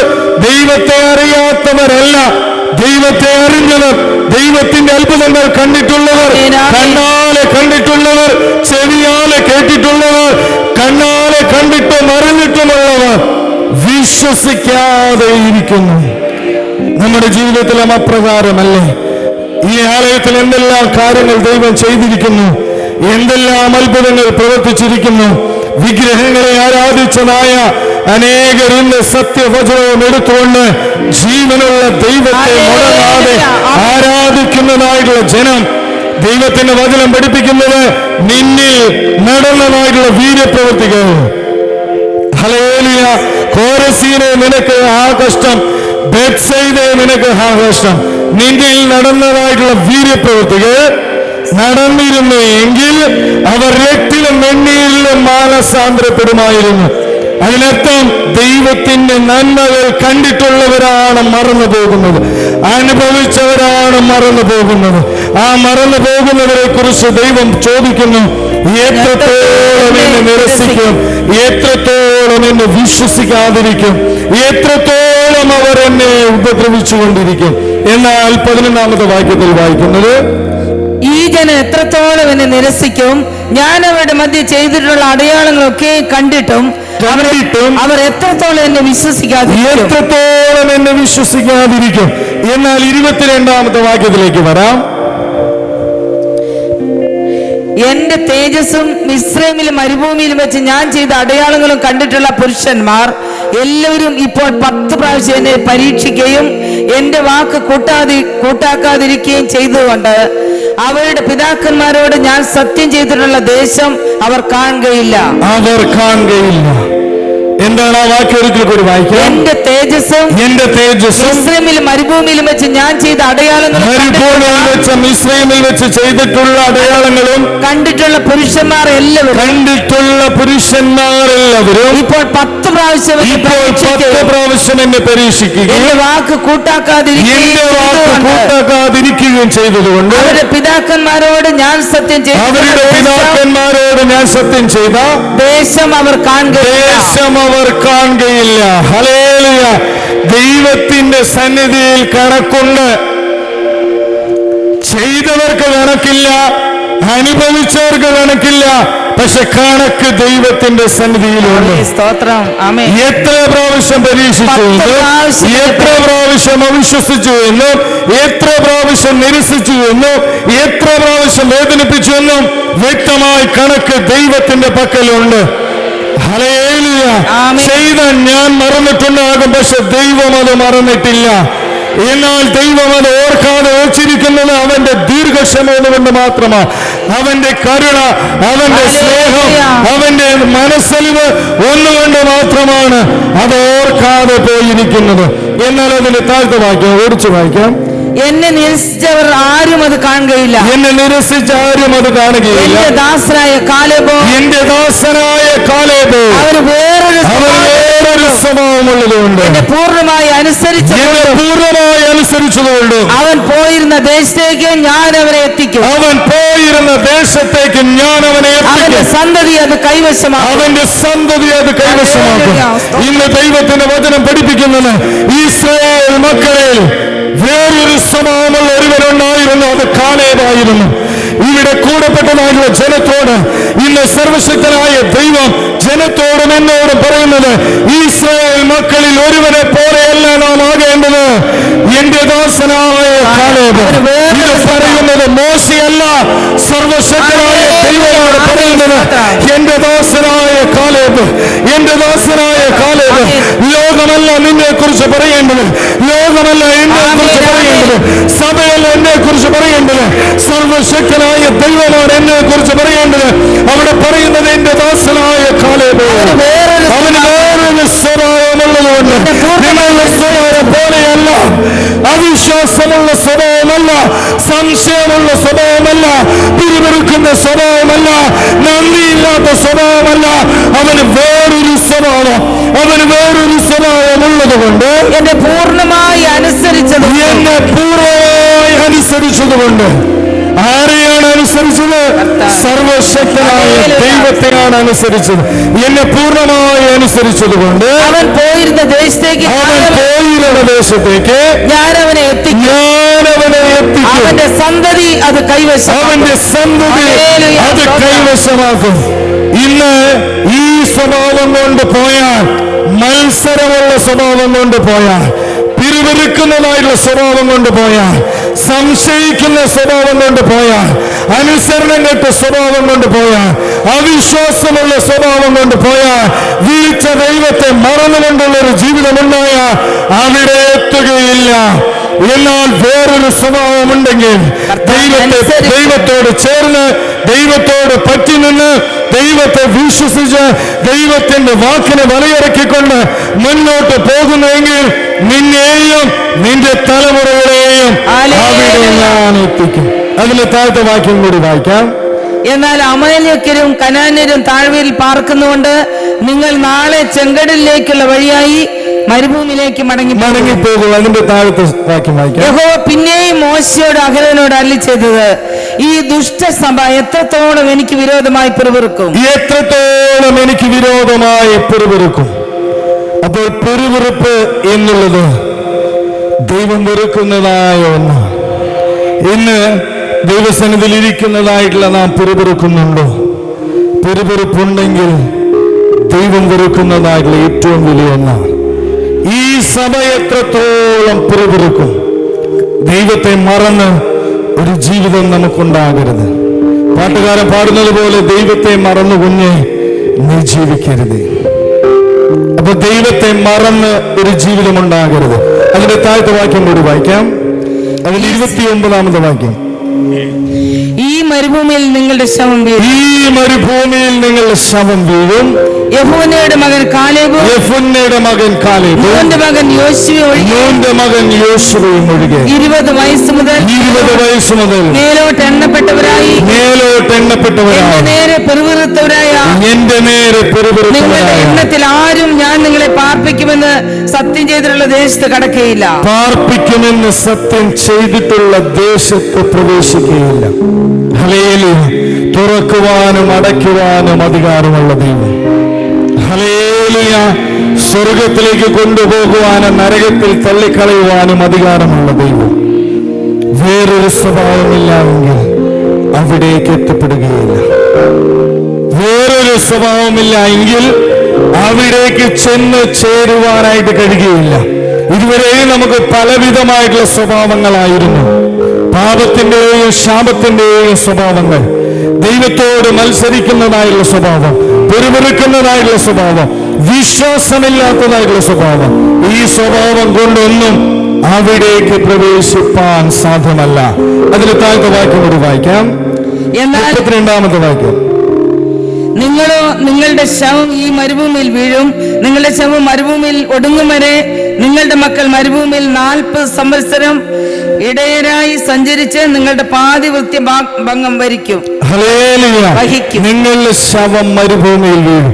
എന്നാൽ അതിന് 37-ാമത്തെ വാക്യം കൂടി വായിക്കാം. ദേശത്തെ കുറിച്ച് ദുർവർത്തമാനം പറഞ്ഞവരായ പുരുഷന്മാർ യഹോവയുടെ മുമ്പാകെ ഒരു ബാധ കൊണ്ട് മരിച്ചു. ദേശത്തെ കുറിച്ച് ദുർവർത്തമാനം പറഞ്ഞതായിട്ടുള്ള പുരുഷന്മാർ യഹോവയുടെ മുമ്പാകെ ഒരു ബാധ കൊണ്ട് യഹോവയുടെ മുമ്പാകെ ഒരു ബാധ കൊണ്ട് മരിച്ചു. അപ്പോൾ ദുർവർത്തമാനം പറയരുത്. ദൈവത്തിന്റെ ആലയത്തിൽ നാം കടന്നു വരുന്നത് ദൈവത്തെ ആരാധിക്കുവാണ്. ദൈവത്തിന്റെ ആലയം നമുക്ക് നൽകിയിരിക്കുന്നത് നന്ദിയുള്ള ഹൃദയത്തോടുകൂടി ദൈവസന്നിധിയിൽ കടന്നു വരുവാനാണ്. ദൈവത്തിന്റെ സന്നിധിയിൽ യോശുവയും കാലേബും ചെയ്തതുപോലെ യഹോവയ്ക്ക് പ്രസാദമുണ്ടെങ്കിൽ നാം പോയതായിട്ടുള്ള ദേശം നമുക്ക് അവൻ അവകാശമായി തരും. അനേക ദേശങ്ങളെ കീഴാക്കേണ്ടതിനും അനേക ദേശങ്ങൾ കർത്താവിനായി വീണ്ടെടുക്കേണ്ടതിനുമാണ് ദൈവസന്നിധിയിൽ നാം കടന്നു വരുന്നത്. അവർ ദൈവസന്നിധിയിൽ തങ്ങളുടെ വസ്ത്രം കീറിക്കൊണ്ട് അവർ കവിണ്ണു വീണത് ദേശങ്ങളെ കീഴടക്കേണ്ടതിന് വേണ്ടിയാണ്. ഇന്ന് നാം ദൈവസന്നിധിയിൽ കടന്നു വന്നിരിക്കുന്നത് അനേക ദേശങ്ങൾ നമുക്ക് വേണം. അനേക ദേശങ്ങൾ എൻ്റെ ദൈവത്തിന് വേണം. അനേക ജില്ലകൾ എൻ്റെ ദൈവത്തിന് വേണം. അനേക സംസ്ഥാനങ്ങൾ എൻ്റെ ദൈവത്തിന് വേണം. ഈ ലോകത്തുള്ള എല്ലാ രാജ്യങ്ങളും സർവശക്തനായ ദൈവത്തിന് വേണം. അതിനുവേണ്ടി നമ്മുടെ വസ്ത്രങ്ങളെ കീറി നമ്മുടെ കുറവുകളെല്ലാം ദൈവസന്നിധിയിലേക്ക് പറഞ്ഞുകൊണ്ട് ദൈവസന്നിധിയിൽ വീഴണം. വിശ്വാസത്തോടുകൂടി നാം പ്രാർത്ഥിക്കണം. പ്രത്യാശയോടുകൂടി നാം പ്രാർത്ഥിക്കണം. അനുസരണയോടുകൂടി പ്രാർത്ഥിക്കണം. തിരുവിരിപ്പെല്ലാം കളഞ്ഞ് നാം ദൈവസന്നിധിയിൽ പ്രാർത്ഥിക്കുമ്പോൾ ഈ ദേശങ്ങളെല്ലാം ദൈവം നമുക്ക് കീഴാക്കി തരും. ഹല്ലേലൂയ. ആരെല്ലാം എതിര് നിന്നാലും, ആരെല്ലാം പഴി പറഞ്ഞാലും, ആരെല്ലാം നമുക്കെതിരെ പോരാടിയാലും നാം ദൈവസന്നിധിയിൽ വിശ്വാസത്തോടുകൂടി വീണാൽ ഹല്ലേലൂയ, ദൈവം നമുക്കത് തരിക തന്നെ ചെയ്യും.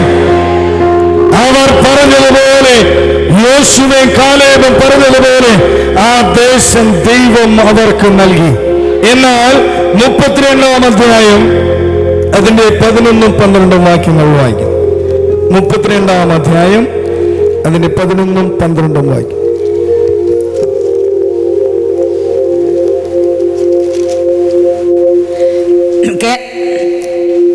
കെനസ്യനായ യോഫുന്നയുടെ മകൻ കാലേബും നൂന്റെ മകൻ യോശുവയും യഹോവയോട് പൂർണ്ണമായി പറ്റി നിന്നതുകൊണ്ട് അവരല്ലാതെ മിസ്രൈമിൽ നിന്ന് പോന്നവരിൽ 20 വയസ്സ് മുതൽ മേലോട്ടുള്ള ഒരുത്തനും ഞാൻ അബ്രഹാമിനോട് ഇസ്സാക്കിനോട് യാക്കോബിനോട് സത്യം ചെയ്ത ദേശത്തെ കാണുകയില്ല. അവർ എന്നോട് പൂർണ്ണമായി പറ്റി നിൽക്കായിക കൊണ്ട് ഇന്ന് ദൈവവചനം നമ്മെ പഠിപ്പിക്കുന്നു. അപ്പോൾ നാം ദൈവത്തോട് ചേർന്ന് നാം ആയിരിക്കണം. യോശുവയെ കുറിച്ച് നമ്മെ പഠിപ്പിക്കുന്നത് അവൻ ദൈവത്തിന്റെ കൂടാരം വിട്ടുപിരിയാതെ വണ്ണമായിരുന്നു എന്നുള്ളതാണ്. രണ്ടാമത് ദൈവത്തിന്റെ വചനത്തിൽ വായിക്കുന്നത് മോശയെ യഹോവ പർവ്വതത്തിലേക്ക് വിളിച്ചപ്പോൾ മോശയോടുകൂടെ പർവ്വതത്തിന്റെ അടിവാരത്ത് മോശ വരുന്നവരെ പ്രാർത്ഥിച്ചുകൊണ്ടിരുന്നതായ ഒരു വ്യക്തിയായിരുന്നു യോശുവ. അതുകൊണ്ട് യഹോവയോട് പൂർണ്ണമായി പറ്റി നിന്നതുകൊണ്ട് അവർ അബ്രഹാമിനോട് ഇസ്സാക്കിനോടും യാക്കോബിനോട് സത്യം ചെയ്ത ദേശത്തെ പൂർണ്ണമായി പറ്റി നിന്നതുകൊണ്ട് അവരെ ഞാൻ അവിടേക്ക് എത്തിക്കും. സർവശക്തനായ ദൈവത്തിന്റെ ഉദ്ദേശം എന്നുള്ളത് അവനോട് പറ്റി നിൽക്കുക എന്നുള്ളതാണ്. പറ്റി നിൽക്കുന്നവരെയാണ് വാഗ്ദത്തം ചെയ്തതായ ദേശത്തേക്ക് അവൻ എത്തിക്കുന്നത്. ദൈവത്തിന്റെ ആലയം വിട്ടുപിരിയാതെ, കൂടാരം വിട്ടുപിരിയാതെ, മോശയെ വിട്ടുപിരിയാതെ ദൈവത്തിന്റെ വചനം അനുസരിച്ച് മുന്നോട്ട് പോയാൽ മാത്രമേ വാഗ്ദത്ത ദേശം പ്രാപിപ്പാനായിട്ട് കഴിയുകയുള്ളൂ. ദൈവം മോശയോട് പറഞ്ഞു, നിന്റെ കാലശേഷം യോശുവേ എനിക്ക് വേണ്ടി നീ അഭിഷേകം ചെയ്യുക. അവൻ ഇസ്രായേൽ മക്കളെ കനാൻ ദേശത്തേക്ക് യോർദാൻ കടക്കുമാറാക്കുമെന്ന് ദൈവവചനം നമ്മെ പഠിപ്പിക്കുന്നു. എന്തുകൊണ്ടെന്ന് ചോദിച്ചാൽ അവൻ മോശയോട് ചേർന്ന് നിന്നതുകൊണ്ട്. 2, അവൻ കൂടാരത്തോട് ചേർന്ന് നിന്നതുകൊണ്ട്. 3, അവൻ ദൈവത്തോട് ചേർന്ന് നിന്നതുകൊണ്ട്. അവൻ ദൈവത്തിന്റെ വാക്കുകൾക്ക് ചെവി കൊടുത്ത് ഇസ്രായേൽ മക്കളിൽ ആരുടെയും വാക്കുകൾക്ക് ചെവി കൊടുക്കാതെ ദൈവം തെരഞ്ഞെടുത്തതായ മോശയുടെ വാക്കുകൾ കേട്ട്, ദൈവം അരുളി ചെയ്തതായിട്ടുള്ള ശബ്ദം കേട്ട്, ദൈവം പറഞ്ഞതായിട്ടുള്ള പർവ്വതത്തിലേക്ക് ചെന്ന് ദൈവത്തിന്റെ പർവ്വതത്തിൽ ഇരുന്ന് മോശയോടൊപ്പം പ്രാർത്ഥിച്ച് വന്നവരെ മാത്രമേ ദൈവം ഉത്തരവാദിത്വം ഏൽപ്പിച്ചത്. ഇന്ന് ദൈവസന്നിധിയിലായിരിക്കുന്നതായിട്ടുള്ള നമ്മോട് ദൈവത്തോട് നാം പറ്റിച്ചേർന്നായിരിക്കുക. നമ്മുടെ വഴികളല്ല ദൈവത്തിന്റെ വഴികൾ, നമ്മുടെ ആലോചനയല്ല സർവശക്തനായ ദൈവത്തിന്റെ ആലോചന. ദൈവത്തിന്റെ വചനം ഇപ്രകാരം പഠിപ്പിക്കുന്നു, ഞാൻ നിന്നെ അനുഗമിക്കാമെന്ന് ഒരുത്തൻ അവനോട് വന്ന് പറഞ്ഞു. ഉടനെ യേശു പറഞ്ഞു, കുറുനരികൾക്ക് കുഴികളും ആകാശത്തിലെ പറവകൾക്ക് കൂടുമുണ്ട്, മനുഷ്യപുത്രനോ തലചായ്പാൻ മണ്ണിൽ ഇടമില്ല. അവനെ വിട്ടയച്ചു പോയി. ഒരുത്തന്നെ ഒഴിവെന്ന് യേശുവിനോട് പറഞ്ഞു, നല്ല ഗുരു, നിത്യജീവൻ അവകാശമാക്കുവാൻ ഞാൻ എന്ത് ചെയ്യണം? യേശു അനേക കാര്യങ്ങൾ പറഞ്ഞു. അവസാനം അവൻ പറഞ്ഞു, ഇതെല്ലാം ഞാൻ ചെറുപ്പം മുതലേ പാലിച്ചു വരുന്നു. ഉടനെ യേശു അവനെ നോക്കി അവനെ സ്നേഹിച്ചു. ഒരു കുറവ് നിനക്കൊണ്ട് നിനക്കുള്ളതെല്ലാം വിറ്റ് ദരിദ്രന്മാർക്ക് കൊടുക്കുക, എന്നാൽ സ്വർഗത്തിൽ നിനക്ക് നിക്ഷേപമുണ്ടാകും. അവൻ ബഹുസമ്പത്തുള്ളവനാകൊണ്ട് അവൻ ഈ വാക്ക് കേൾക്കാതെ യേശുവിനെ വിട്ടുപോയി. ഹല്ലേലൂയ. ആഗ്രഹിക്കുന്നവർക്കല്ല ദൈവം നൽകുന്നത്, ചോദിക്കാത്തവർക്കാണ് ദൈവം പ്രത്യക്ഷനാകുന്നത്, അന്വേഷിക്കാത്തവർക്കാണ് ദൈവം പ്രത്യക്ഷനാകുന്നത്. അപ്പോസ്തലൻ പൗലോസ് പറയുന്നത്, ഒടുവിൽ അകാല പ്രജ പോലെ എനിക്കും അവൻ പ്രത്യക്ഷനായി. ഹല്ലേലൂയ. ഒടുവിൽ എനിക്കും അവൻ പ്രത്യക്ഷനായി, എന്നെയും അവൻ തിരഞ്ഞെടുത്തു. അവനെ ഉപദ്രവിച്ച അവന്റെ ജനത്തെ നശിപ്പിക്കുവാൻ, സഭകളെ നശിപ്പിക്കുവാൻ ശ്രമിച്ചതായി എന്നെയും എന്റെ ദൈവം തിരഞ്ഞെടുത്തു എന്നുള്ളതാണ്. അതിന്റെ 11-12 വാക്യങ്ങൾ നമുക്ക് വായിക്കാം. 32-ാം അധ്യായം. കാലേബും യോശുവയും യഹോവയോട് പൂർണ്ണമായി പറ്റി നിന്നതുകൊണ്ട് അവരല്ലാതെ മിസ്രൈമിൽ നിന്ന് പോന്നവരിൽ ആരും ദേശം അവകാശമാക്കിയില്ല. എന്നാൽ യോശുവയുടെ പുസ്തകം 14-ാം അധ്യായം അതിന്റെ 8-ാമത്തെ വാക്യം നമുക്ക് വായിക്കാം. 7-ാമത്തെ വാക്യം വായിക്കാം. യഹോവയിൽ നിന്ന് ദേശത്തെ ഒറ്റുനോക്കുവാൻ എന്നെ അയച്ചപ്പോൾ എനിക്ക് 40 വയസ്സായിരുന്നു. ഞാൻ വന്ന് എന്റെ മനോബോധ പ്രകാരം അവനോട് മറുപടി പറഞ്ഞു. എന്നോടുകൂടെ പോന്നിരുന്ന സഹോദരന്മാർ ജനത്തിന്റെ ഹൃദയം ഉരുകുമാറാക്കി. ഞാനോ എന്റെ ദൈവമായ യഹോവയോട് പൂർണ്ണമായി പറ്റി നിന്നു. നീ എന്റെ ദൈവമായ യഹോവയോട് പൂർണ്ണമായി പറ്റി നിന്നതുകൊണ്ട് നീ കാൽ വെച്ച ദേശം നിനക്കും നിന്റെ മക്കൾക്കും എന്നേക്കും അവകാശമായിരിക്കും. മോശ അന്ന് സത്യം ചെയ്തു പറഞ്ഞു. ആരാണ് പറ്റി നിന്നത്? ദൈവത്തിന്റെ ദാസനായ കാലേബ്. ദേശം ഒറ്റുനോക്കുവാൻ അയച്ചപ്പോൾ അവന് 40 വയസ്സായിരുന്നു. എന്നാൽ അതിന്റെ താഴ്ത്ത വചനത്തിൽ നാം വായിക്കുന്നത്, പിന്നെയും 45 വർഷങ്ങൾക്ക് ശേഷം 85-ാമത്തെ വയസ്സിൽ എനിക്ക് ആ പർവ്വതം തരിക, ഞാനതിനെ കീഴാക്കിക്കൊള്ളാം. ഹല്ലേലൂയ. മോശ സത്യം ചെയ്തതായ പർവ്വതം കാലേബ് കരസ്ഥമാക്കി. കാരണം എന്താകുന്നു എന്ന് ചോദിച്ചാൽ, നീണ്ട 45 വർഷം അവൻ മോശയോട് ചേർന്ന് നിന്നു. ഹല്ലേലൂയ. ദൈവം തിരഞ്ഞെടുത്തതായ യോശുവയോട് ചേർന്ന് നിന്നു.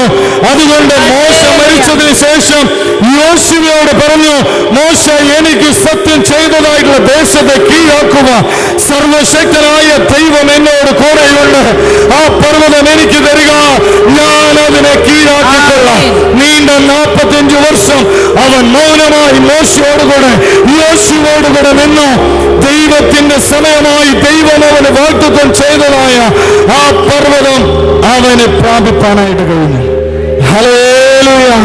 നീണ്ട 45 വർഷം അവൻ മൗനമായി മിണ്ടാതെ ദൈവത്തിന്റെ ആലോചനയ്ക്ക് അവൻ കീഴ്പ്പെട്ടിരുന്നു എന്നുള്ളതാണ്. ഇന്ന് നമ്മുടെ പ്രശ്നം കീഴ്പ്പെട്ടിരിക്കുവാൻ കഴിയുന്നില്ല എന്നുള്ളതാണ്. ദൈവത്തിന്റെ ആലയത്തിൽ നമ്മെ ഓരോരുത്തരും കീഴ്പ്പെട്ടിരിക്കുവാനാണ് ദൈവം ആഗ്രഹിക്കുന്നത്. ഇവിടെ ദൈവത്തിന്റെ വചനം നാം വായിക്കുമ്പോൾ, ദൈവം യേശു 30 വയസ്സ് വരെ മാതാപിതാക്കൾക്ക് കീഴടങ്ങിയിരുന്നു. ഹല്ലേലൂയ. ഹല്ലേലൂയ. യേശു വന്നത് മരിക്കുവാൻ വേണ്ടിയാ. എന്നാൽ 20 വയസ്സ് കഴിഞ്ഞപ്പോൾ അവൻ സ്വന്തം ഇഷ്ടപ്രകാരം മുന്നോട്ട് പോയി. അവൻ മരിക്കുവാനായിട്ട് ആഗ്രഹിച്ചില്ല. 30 വയസ്സ് വരെ അവൻ മാതാപിതാക്കൾക്ക് കീഴടങ്ങിയിരുന്നു. വെറും 3.5 വർഷം മാത്രമാണ് അവൻ ജനത്തിന്റെ മധ്യേ നിന്നത്. ആ 3.5 വർഷം കൊണ്ട് ലോകത്തെ ഇളക്കി മറിക്കുവാൻ യാതൊരു കഴിയുന്നു. കാരണം എന്താകുമെന്ന് ചോദിച്ചാൽ, കീഴ്പ്പെട്ടിരിക്കുന്നവരെയാണ് അവൻ ഉയർത്തുന്നത്. കീഴ്പ്പെട്ടിരിക്കുന്നവരെയാണ് അവൻ ഉയർത്തുന്നത്. നീണ്ട 45 വർഷം അവൻ മൗനമായിരുന്നു. എന്നാൽ 85-ാമത്തെ വയസ്സിൽ മോശെ അവനോട് പറഞ്ഞതായിട്ടുള്ള, സത്യം ചെയ്തതായിട്ടുള്ള സ്ഥലം അവൻ പ്രാപിപ്പാനിടയായി തീർന്നു. കാരണം അവൻ വാഗ്ദത്തം പ്രാപിച്ചിട്ടാണ് അവൻ മരിച്ചത്. ദൈവം നമ്മെ കുറിച്ച് ആഗ്രഹിക്കുന്നത് നാം ആഗ്രഹിക്കുന്നത് പോലെയല്ല, ദൈവം ആഗ്രഹിക്കുന്നത് പോലെയാണ് നാം മുന്നോട്ട് പോകേണ്ടത്. നാം ആഗ്രഹിച്ചിട്ട് നല്ല വഴി എന്ന് തോന്നും, പക്ഷെ അതിന് അവസാനമോ മരണവഴികൾ എന്ന് ദൈവവചനം നമ്മെ പഠിപ്പിക്കുന്നു. നമ്മുടെ എനിക്ക് 85 വയസ്സായി. ഇപ്പോൾ എനിക്ക് 85 വയസ്സായി. മോശെ എന്നെ അയച്ച നാളിലെ പോലെ ഇന്നും എനിക്ക് ആരോഗ്യമുണ്ട്. പടവെട്ടുവാനും പോകുകയും വരികയും ചെയ്യുവാനും എന്റെ ആരോഗ്യം അന്നത്തെ പോലെ തന്നെ ഇന്നുമുണ്ട്. എനിക്ക് ആരോഗ്യമുണ്ട്, എനിക്ക് പടവെട്ടുവാൻ കഴിവുമുണ്ട്. കാരണം ഞാൻ എന്റെ ദൈവത്തെ വിശ്വസിക്കുന്നു. ഹല്ലേലൂയ. എന്നെ ഇറക്കി കൊണ്ടുവന്ന ദൈവം അവസാനം വരെയും നിലനിർത്തുവാൻ മതിയായവരെന്ന് ഞാൻ വിശ്വസിക്കുന്നു. പടവെട്ടുവാനുള്ള ഫലം എനിക്കുണ്ട്. കാരണം ഞാൻ ഒരു വിശ്വാസിയാണ്. ഹല്ലേലൂയ. പടവെട്ടുവാനുള്ള കൃപ എനിക്കുണ്ട്. ഞാൻ ദൈവത്തിന്റെ പക്ഷത്താണ് നിൽക്കുന്നത്. പടവെട്ടുവാനുള്ള കൃപ എനിക്കുണ്ട്. ദൈവം തിരഞ്ഞെടുത്തതായ ദാസനായ മോശയോട് കൂടെയാണ് ഞാൻ ആയിരിക്കുന്നത്. ഞാൻ വിശ്വസിക്കുന്നു, ഞാൻ പ്രത്യാശിക്കുന്നു, ഞാൻ എന്റെ ദൈവത്തിൽ ആശ്രയിക്കുന്നു. എന്നെ ദൈവം നിലനിർത്തും. ഹല്ലേലൂയ. ആ വാക്യം ഒരിക്കൽ കൂടി വായിക്കാം. ഇപ്പോൾ എനിക്ക് 85 വയസ്സായി. മോശെ എന്നെ അയച്ച നാളിലെ പോലെ ഇന്നും എനിക്ക് ആരോഗ്യമുണ്ട്. പടവെട്ടുവാനും പോകുകയും വരികയും ചെയ്യുവാനും എന്റെ ആരോഗ്യം അന്നത്തെ പോലെ തന്നെ ഇന്നും ഇരിക്കുന്നു. ആകയാൽ യഹോവ അന്ന് കൽപ്പിച്ച ഈ മല ഇപ്പോൾ എനിക്ക് തരിക. അനാക്യർ അവിടെ ഉണ്ടെന്നും പട്ടണങ്ങൾ വലിപ്പവും ഉറപ്പും ഉള്ളവ എന്നും നീ അന്ന് കേട്ടിട്ടുണ്ടല്ലോ. പട്ടണങ്ങൾ ഉറപ്പും വലിപ്പവും ഉള്ളവ എന്ന് നീ അന്ന് കേട്ടിട്ടുണ്ടല്ലോ. യഹോവ എന്നോട് കൂടെ ഉണ്ടെങ്കിൽ താൻ അരുളി ചെയ്തതുപോലെ ഞാൻ അവരെ ഓടിച്ചു കളയും.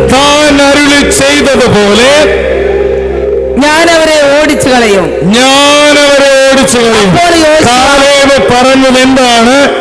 ഞാൻ പറഞ്ഞതുപോലെ അവർ ഓടിച്ചു കളയും എന്നുള്ള. യഹോവ എന്നോട് അരുളി ചെയ്തതുപോലെ അവൻ എനിക്ക് വേണ്ടി നിവർത്തിക്കും. എന്റെ തീരുമാനമല്ല, എന്റെ ദൈവമാണ് എന്നോട് അരുളി ചെയ്തത്. എന്റെ ദൈവമാണ് എന്നോട് അരുളി ചെയ്തത്. എന്നോട് അരുളി ചെയ്തവനായ ദൈവം അത് നിവർത്തിപ്പാൻ മതിയായവനാണ്. ഹല്ലേലൂയ. സർവശക്തനായ ദൈവത്തിന്റെ സന്നിധിയിൽ ഇന്ന് പകൽക്കാലം ഞാൻ നിൽക്കുന്നത് എന്നോട് അരുളി ചെയ്തതായ ദൈവം വിശ്വസ്തനായി നിന്നതുകൊണ്ടാണ്. ഞാൻ കഴിവില്ലാത്തവൻ, ഒന്നിനും അറിവില്ലാത്തവൻ, ഒന്നിനും കൊള്ളരുതാത്തവൻ, ആർക്കും വേണ്ടാത്തവൻ, ഒരു മൂലയിൽ ഇരുന്നവനാണ്. പക്ഷേ എന്നോട് എന്റെ ദൈവം അരുളി ചെയ്തു. ഹല്ലേലൂയ. തക്ക സമയമായപ്പോൾ ദൈവമാണ് എഴുന്നേൽപ്പിച്ചത്. എന്തുകൊണ്ടെന്ന് ചോദിച്ചാൽ അരുളി ചെയ്തവൻ വിശ്വസ്തനാ. ഞാൻ വിശ്വസ്തനല്ല, എന്റെ ദൈവം വിശ്വസ്തനാ. എനിക്കാകേണ്ടതുപോലെ ആയിത്തീരുവാൻ കഴിഞ്ഞിട്ടില്ല. എന്റെ ദൈവം വിശ്വസ്തനായി എന്നോട് കൂടെയിരുന്നു. കാലേബ് പറഞ്ഞതുപോലെ നീണ്ട 45 വർഷം എന്നോടുകൂടെ സർവശക്തനായ ദൈവം കൂടെയിരുന്നു. ഞാൻ വീണു പോയില്ല, ഞാൻ തോറ്റുപോയില്ല, ശത്രു എന്നെ തളർത്തില്ല. കാരണം എന്നോട് അരുളി ചെയ്ത ദൈവം വിശ്വസ്തനായിരുന്നു. എന്നോട് അരുളി ചെയ്ത ദൈവം വിശ്വസ്തനായിരുന്നു. അനേക യുദ്ധം നടത്തി കാലേബ് അനേക ദേശങ്ങളെ കീഴടക്കി മോശയോടൊപ്പം നിന്ന് യോശുവയും കാലേബും പോരാടി. പക്ഷെ ഒരു യുദ്ധത്തിലും അവൻ തോറ്റുപോയില്ല. ഒരു യുദ്ധത്തിലും അവന്റെ ജീവൻ പോയില്ല. കാരണം അരുളി ചെയ്തത് സർവശക്തനായ ദൈവമാണ്. അരുളി ചെയ്തത് സർവശക്തനായ ദൈവമാണ്. അരുളി ചെയ്തത് നിവർത്തിപ്പാൻ അവൻ മതിയായവനാണ്. എന്തുകൊണ്ടാകും? നിന്നോട് പറഞ്ഞിട്ട് 45 വർഷമായില്ലേ, നീ എന്തിനാണ് പിന്നെയും ഇങ്ങനെ നിൽക്കുന്നത്? എന്നാൽ അവൻ ഒന്നിനും മറുപടി കൊടുത്തില്ല. അവൻ ദൈവത്തോട് പറ്റി നിന്നു. ദൈവത്തോട് പറ്റി നിൽക്കുന്നത് ആരുടെയും വാക്കുകൾക്ക് ചെവി കൊടുക്കുകയില്ല. അരുളി ചെയ്തവൻ വിശ്വസ്തനാണ്. അരുളി ചെയ്തവൻ വിശ്വസ്തനാണ്. താൻ പറഞ്ഞതുപോലെ ആരാണ് സത്യം ചെയ്തത്? ആ ദേശം കൊടുക്കുമെന്ന് മോശയാണ് സത്യം ചെയ്തത്. ആരാണ് അരുളി ചെയ്തത്? സർവശക്തനായ ദൈവമാണ് അരുളി ചെയ്തത്. അതുകൊണ്ട് ദൈവം എന്നെ ഇതുവരെയും കൊണ്ടുവന്നിരിക്കുന്നു. പാട്ടുകാരൻ പാടുന്നത് പോലെ ഇത്രത്തോളം എന്നെ കൊണ്ടുവന്നിടുവാൻ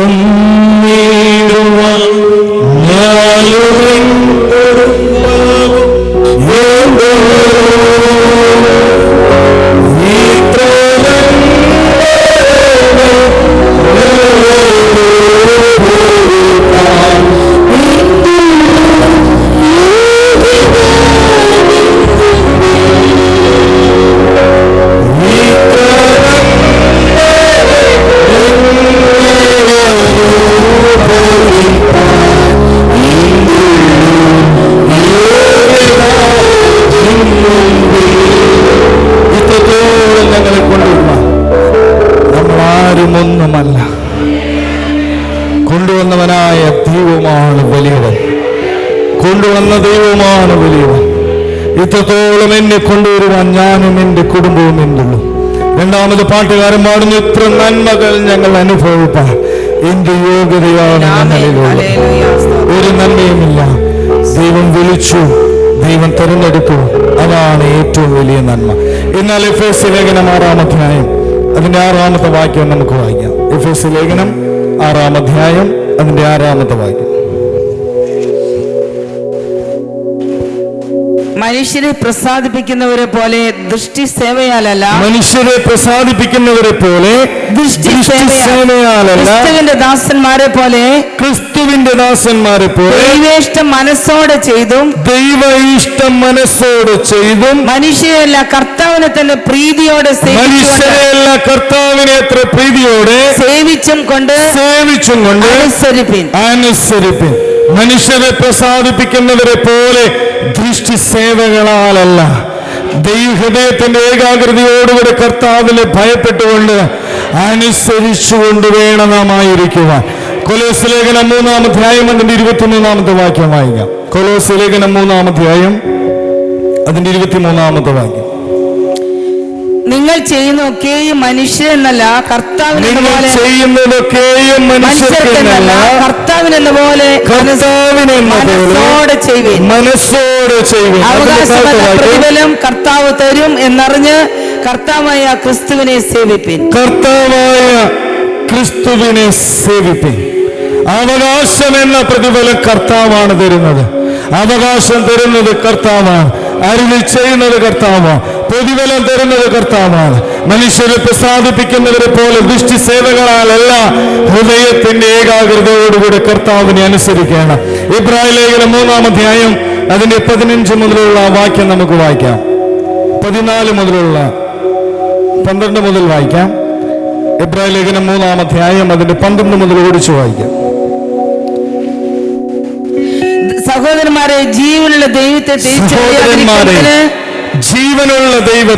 ത്യജിച്ചു കളയാതിരിക്കുന്നതിന് അവിശ്വാസമുള്ള ദുഷ്ടഹൃദയം ആർക്കും ഉണ്ടാകാതിരിപ്പാൻ നോക്കുവിൻ. ഹല്ലേലൂയ. അപ്പോൾ ഇവിടെ നമ്മുടെ കുറുവാക്യത്തിൽ പറഞ്ഞിരിക്കുന്നത് അവിശ്വാസം നിമിത്തം അവർ പ്രവേശിക്കുകയില്ല. ഇവിടെ ദൈവവചനം നമ്മെ പഠിപ്പിക്കുന്നത് അവിശ്വാസം എന്നുള്ളത് ദുഷ്ടഹൃദയമാണ്. ആ ദുഷ്ടഹൃദയത്തിൽ നിന്ന് വരുന്നതാണ് അവിശ്വാസം. ഈ അവിശ്വാസം ആ വാക്യം ഒരിക്കൽ കൂടി വായിക്കാം. ജീവനുള്ള ദൈവത്തെ ത്യജിച്ചു കളയുന്നതാണ് അവിശ്വാസം. ഹല്ലേലൂയ. പലരും ഈ ആലയത്തിൽ നിന്ന് വിട്ടുപോകുവാനുള്ള കാരണം അവിശ്വാസം നിമിത്തമാണ്. ഹല്ലേലൂയ. അരുളി ചെയ്തത് ദൈവമാണോ, പറഞ്ഞത് ദൈവമാണോ, ഇപ്പോൾ ഇവിടെ ദൈവമുണ്ടോ എന്നുള്ള അവിശ്വാസമാണ് ദൈവസന്നിധി വിട്ടു പോകുവാനുള്ള കാരണം. എന്നാൽ ഇസ്രായേൽ മക്കൾ 600,000 പേർ മോശയിൽ കൂടെ ഫറവോന്റെ കയ്യിൽ നിന്ന് രക്ഷപ്പെട്ടിട്ടും 2 പേർ മാത്രമേ വാഗ്ദത്ത ദേശത്തെത്തുവാനായിട്ട് കഴിഞ്ഞുള്ളൂ. കാരണം ഈ യാത്രയിൽ അവർക്ക് അവിശ്വാസമുണ്ടായിരുന്നില്ല. ഹല്ലേലൂയ. അവിശ്വാസം എന്നുള്ളത് ദുഷ്ടഹൃദയമാണ്. അവിശ്വാസം എന്നുള്ളത് ദൈവത്തെ ത്യജിച്ചു കളയുന്നതാണ്. ഈ 2 പേർക്കും അവിശ്വാസം ഉണ്ടായില്ല. ഒരുപാട് മത്സരികളെ കണ്ടു, ഒരുപാട് വിഗ്രഹാരാധികളെ കണ്ടു, ഒരുപാട് ദൈവത്തെയും മോശയെയും എതിർക്കുന്നവരെ കണ്ടു, ഒരുപാട് വ്യക്തി ജീവിതങ്ങളെ അവർ മുൻപിൽ കണ്ടു. പക്ഷെ അവർക്ക് അവിശ്വാസം വന്നില്ല. മോശയുടെ മരണം വരെയും അവർ മോശയോടുകൂടെ നിന്നു. മോശയുടെ മരണശേഷം ദൈവം അവരോട് പറഞ്ഞതുപോലെ, വാഗ്ദത്തം ചെയ്തതുപോലെ, അരുളി ചെയ്തതുപോലെ ദൈവം അവരെ നടത്തി. അവർ വീണുപോയില്ല. കാരണം ആ വിശ്വാസം അവർക്കുണ്ടായിരുന്നില്ല. ദൈവവചനം നമ്മെ പഠിപ്പിക്കുന്നത് വിശ്വസിക്കുന്നവൻ ഓടിപ്പോവുകയില്ല എന്നുള്ളത്. വിശ്വസിക്കുന്നവൻ ഓടിപ്പോകുവാൻ സാധ്യമല്ല. ഓടിപ്പോകുന്നവൻ അവിശ്വാസിയാണ്. ദൈവമാക്കി വെച്ച ഇടത്തിൽ ഓടിപ്പോകുന്നവൻ അവിശ്വാസിയാണ്. അവന് നിലനിൽക്കുവാൻ സാധ്യമല്ല. ദൈവവചനം പഠിപ്പിക്കുന്നു, ഞാൻ നട്ടിട്ടില്ലാത്ത തൈയൊക്കെയും വേരോടുകൂടെ പറഞ്ഞു പോകും. ഒരു വേര് പോലും ശേഷിപ്പിക്കാതെ പറഞ്ഞു പോകും. കാരണം ദൈവം നടാത്ത തൈ പറഞ്ഞു പോകും. ദൈവം നടാത്തതായിട്ടുള്ള തൈ ഒടിഞ്ഞു പോകും. ദൈവം നടാത്തതായ തൈ വേരോടുകൂടെ പറഞ്ഞു പോകും. അവിശ്വാസമുള്ള ദുഷ്ടഹൃദയം നിങ്ങളിൽ ആർക്കും ഉണ്ടാകാതിരിപ്പാൻ നോക്കുക. ഇവിടെ ദൈവവചനത്തിൽ എഴുതിയിരിക്കുന്നത് ഓടിച്ചു വായിക്കാം. ജീവനുള്ള ദൈവത്തെ ത്യജിച്ചു കളയാതിരിക്കേണ്ടത് അവിശ്വാസമുള്ള ദുഷ്ടഹൃദയം ആർക്കും ഉണ്ടാകാതിരിപ്പാൻ നോക്കുവാൻ. ആരും പാപത്തിന്റെ ചതിയാൽ കഠിനപ്പെടാതിരിക്കേണ്ടതിന് ഇന്ന് എന്ന് പറയുന്നിടത്തോളം നാൾതോറും അന്യോന്യം പ്രബോധിപ്പിച്ചു ആദ്യ വിശ്വാസം അവസാനത്തോളം മുറുകെ പിടിച്ചുകൊണ്ട് ക്രിസ്തുവിൽ പങ്കാളികളായി തീർന്നിരിക്കുന്നു. അന്യോന്യം പ്രബോധിപ്പിച്ചുകൊണ്ട് ഇന്ന് സ്നേഹിക്കുവാൻ കഴിയുന്നുണ്ടോ? സ്തോത്രം കൊടുക്കുവാനായിട്ട് കഴിയുന്നുണ്ടോ? ബഹുമാനിപ്പാനായിട്ട് കഴിയുന്നുണ്ടോ? എന്നേക്കാൾ മറ്റുള്ളവരെ ശ്രേഷ്ഠ എന്നുവാനായിട്ട് നമുക്ക് കഴിയുന്നുണ്ടോ? അന്യോന്യം പ്രബോധിപ്പിച്ചുകൊണ്ട്. രണ്ടാമത് ദൈവവചനം പഠിപ്പിക്കുന്നത് ആത്മവിശ്വാസം അവസാനത്തോളം മുറുകെ പിടിക്കുന്നുവെങ്കിൽ, അപ്പോൾ ഏത് വിശ്വാസമാണ് നാം മുറുകെ പിടിക്കേണ്ടത്? ആദ്യ വിശ്വാസം. ഹല്ലേലൂയ. ആദ്യ വിശ്വാസം അവസാനത്തോളം മുറുകെ പിടിക്കണം. അപ്പോൾ നമ്മൾ വിശ്വസിച്ചപ്പോൾ ഉണ്ടായിരുന്ന വിശ്വാസം ഇന്നുണ്ടോ? ദൈവത്തെ കണ്ട നാളിൽ നാം പലവിധമായിട്ടുള്ള പ്രശ്നങ്ങളോടുകൂടെ ദൈവസന്നിധിയിൽ വന്നു. അപ്പോൾ നാം വിശ്വസിച്ചതായിട്ടുള്ള വിശ്വാസം ഇന്ന് നമുക്കുണ്ടോ? ആദ്യ വിശ്വാസം അവസാനത്തോളം മുറുകെ പിടിച്ച വിശ്വാസത്തിൽ നിന്ന് കുറവ് വരരുത്. കുറവ് വന്നാൽ ദൈവസന്നിധിയിൽ നിന്ന് പോകേണ്ടി വരും. ആദ്യ വിശ്വാസം അവസാനത്തോളം മുറുകെ പിടിച്ചാൽ നാം ക്രിസ്തുവിൽ പങ്കാളികളായി തീർന്നിരിക്കുന്നു. അതിൽ താഴത്തെ വാക്യം കൂടി വായിക്കാം. ഇന്ന് നിങ്ങൾ അവന്റെ ശബ്ദം കേൾക്കുന്നു.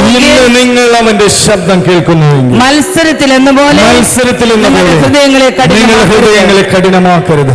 ഇന്ന് ദൈവസന്നിധിയിൽ ദൈവത്തിന്റെ വചനം നമ്മെ പഠിപ്പിക്കുന്നത് കഠിനപ്പെട്ടു പോകുവാനല്ല. ഹല്ലേലൂയ. ഏതിൽ നിന്ന് വീണിരിക്കുന്നു എന്ന് ഓർത്ത് മാനസാന്തരപ്പെട്ട ആദ്യത്തെ പ്രവൃത്തികളെ ചെയ്യേണ്ടതിനാണ് ഇന്ന് ഈ വചനം നമുക്ക് നൽകിയിരിക്കുന്നു. ഇന്ന് നമ്മൾ പുറകിലേക്ക് തിരിഞ്ഞ് ശോധന ചെയ്യുവാൻ വേണ്ടിയാണ് ഈ വചനം നൽകിയിരിക്കുന്നത്. എനിക്ക് ആദ്യ വിശ്വാസമുണ്ടോ? ആദ്യ സ്നേഹമുണ്ടോ? ആദ്യത്തെ എരിവുണ്ടോ? ദൈവത്തോട് ഞാൻ പറ്റി നിൽക്കുന്നുണ്ടോ? മോശയോട് ഞാൻ ചേർന്ന് നിൽക്കുന്നുണ്ടോ? ദൈവം തിരഞ്ഞെടുത്തതായ ദൈവത്തിന്റെ കൂടാരം വിട്ടുപിരിയാതെയാണോ ഞാനും നിങ്ങളുമായിരിക്കുന്നത്? ദൈവസന്നിധിയിൽ നമ്മെ തന്നെ ശോധന ചെയ്യാൻ. ഇന്ന് നിങ്ങൾ അവന്റെ ശബ്ദം കേൾക്കുന്നു. മത്സരത്തിൽ എന്ന പോലെ മത്സരം ആഭിചാര ദോഷം പോലെയാ. ഇന്ന് നമ്മൾ മത്സരിക്കുന്നുണ്ടോ? ആരോടാണ് നാം മത്സരിക്കുന്നത്? ദൈവത്തോടാണോ മത്സരിക്കുന്നത്? മനുഷ്യരോടാണോ മത്സരിക്കുന്നത്? മത്സരം എന്നുള്ളത് ആഭിചാര ദോഷം പോലെയാണ്. ഇന്ന് നിങ്ങൾ അവന്റെ ശബ്ദം കേൾക്കുന്നുവെങ്കിൽ മത്സരത്തിൽ എന്ന പോലെ നിങ്ങൾ ഹൃദയങ്ങളെ കഠിനമാക്കരുത്, കഠിനമാക്കുവാൻ ഇടവരരുത്. കഠിന ഹൃദയമുണ്ടെങ്കിൽ ദൈവസന്നിധിയിൽ നിന്ന് തള്ളപ്പെട്ടു പോകും. തകർന്നും നുറുങ്ങിയുമിരിക്കുന്ന ഹൃദയത്തെ ദൈവം നിരസിക്കുകയില്ല. തകർന്നും നുറുങ്ങിയുമിരിക്കുന്ന ഹൃദയത്തെ ദൈവം നിരസിക്കുകയില്ല.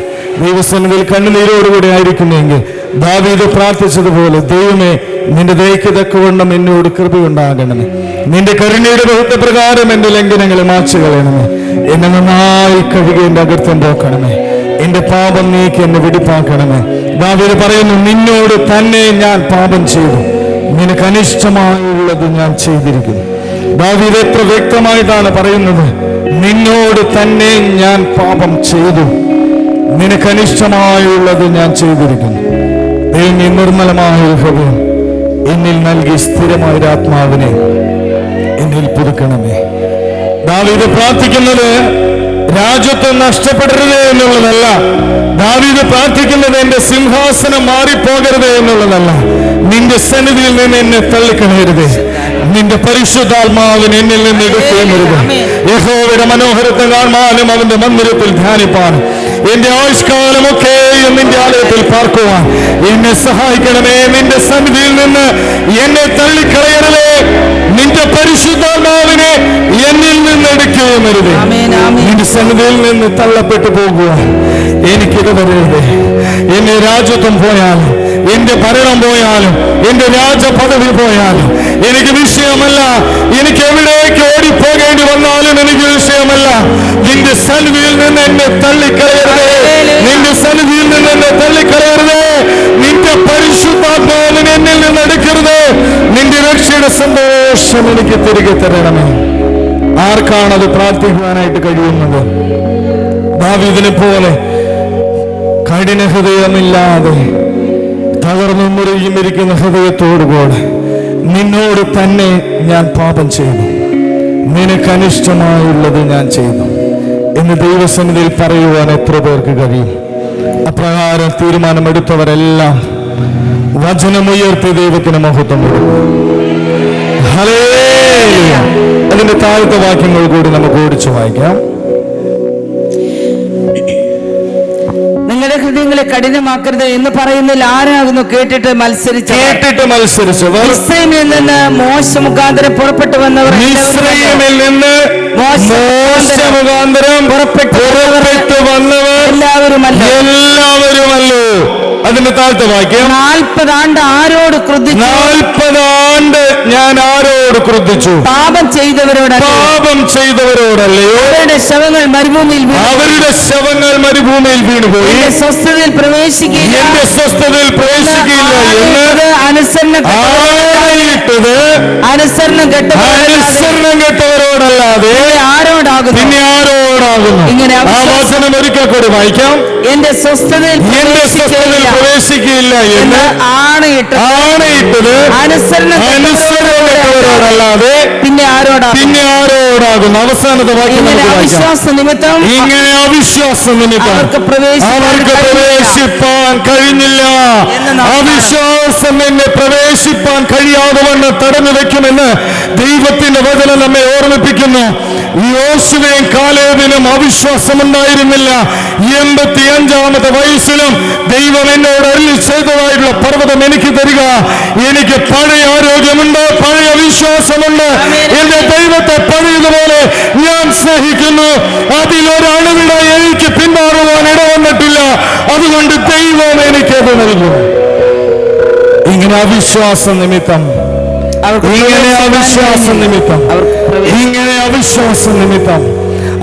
പ്രവേശിപ്പാൻ കഴിഞ്ഞില്ല. അവിശ്വാസം നിമിത്തം അവർക്ക് പ്രവേശിപ്പാൻ കഴിഞ്ഞില്ല. പ്രവേശന കവാടം അതിൽ സർവശക്തനായ ദൈവമുണ്ട്. ഹല്ലേലൂയ. കൂലി അവന്റെ പക്കലും പ്രതിഫലം അവന്റെ പക്കലുമുണ്ട്. ഹല്ലേലൂയ. പ്രവേശിപ്പാൻ കഴിഞ്ഞില്ല. ആ വാതിലിൽ സർവശക്തനായ ദൈവമുണ്ട്. അവിശ്വാസികൾക്ക് പ്രവേശിപ്പാൻ സാധ്യമല്ല. ജീവനായാലും മരണമായാലും ഗുണമായാലും ദോഷമായാലും അവനെ നീ വിശ്വസിക്കും. നോഹയോട് ദൈവം പറഞ്ഞു, നിന്റെ കുടുംബത്തിന്റെ രക്ഷയ്ക്കായി നീ പെട്ടകം തീർക്കുക. ഞാൻ ഈ ഭൂമിയെ നശിപ്പിക്കുവാനായിട്ട് പോകുന്നു. ഒരിക്കലും വിശ്വസിപ്പാൻ കഴിയാത്ത വാക്കാണ് ദൈവം പറഞ്ഞത്. ദൈവം ഉണ്ടാക്കിയതായിട്ടുള്ള ഭൂമിയെ മുഴുവനായി നശിപ്പിക്കുവാനായിട്ട് ഞാൻ പോവുകയാണ്. നീ പെട്ടകമുണ്ടാക്കുക. നോഹ സംശയിക്കാതെ പെട്ടകമുണ്ടാക്കി. എന്തുകൊണ്ടെന്ന് ചോദിച്ചാൽ അവൻ അവിശ്വാസത്തെ കുറിച്ച് ചിന്തിച്ചില്ല. ദൈവം പറഞ്ഞത് സംഭവിക്കും, ദൈവം പറഞ്ഞത് നിവൃത്തിയാകും, ദൈവം പറഞ്ഞതിന് മാറ്റമുണ്ടാവുകയില്ല. ദൈവം പറഞ്ഞത് അനുസരിച്ചില്ല എങ്കിൽ ഈ കൂട്ടത്തിൽ ഞാനും തകർന്നു പോകുമെന്നുള്ള ഉറപ്പ് നോഹയ്ക്കുണ്ടായിരുന്നു. നോഹയോട് ദൈവം പറഞ്ഞതുപോലെ അവൻ ഒരു പെട്ടകം തീർത്തു. ആ പെട്ടകത്തിൽ കൂടെ 8 പേർ രക്ഷ പ്രാപിപ്പാനിടയായി. ഇവിടെ എഴുതിയതായിട്ടുള്ള വചനം അവരുടെ അവിശ്വാസം അവർക്ക് പ്രവേശിപ്പാൻ കഴിഞ്ഞില്ല. കുറുവാക്യത്തിലേക്ക് നമുക്ക് കടന്നു വരാം. കർത്താവ് ജനത്തെ മിസ്രൈമിൽ നിന്ന് രക്ഷിച്ചിട്ട് വിശ്വസിക്കാത്തവരെ പിന്നത്തേതിൽ നശിപ്പിച്ചു. അതിന്റെ താഴത്തെ വാക്യം കൂടി വായിക്കാം.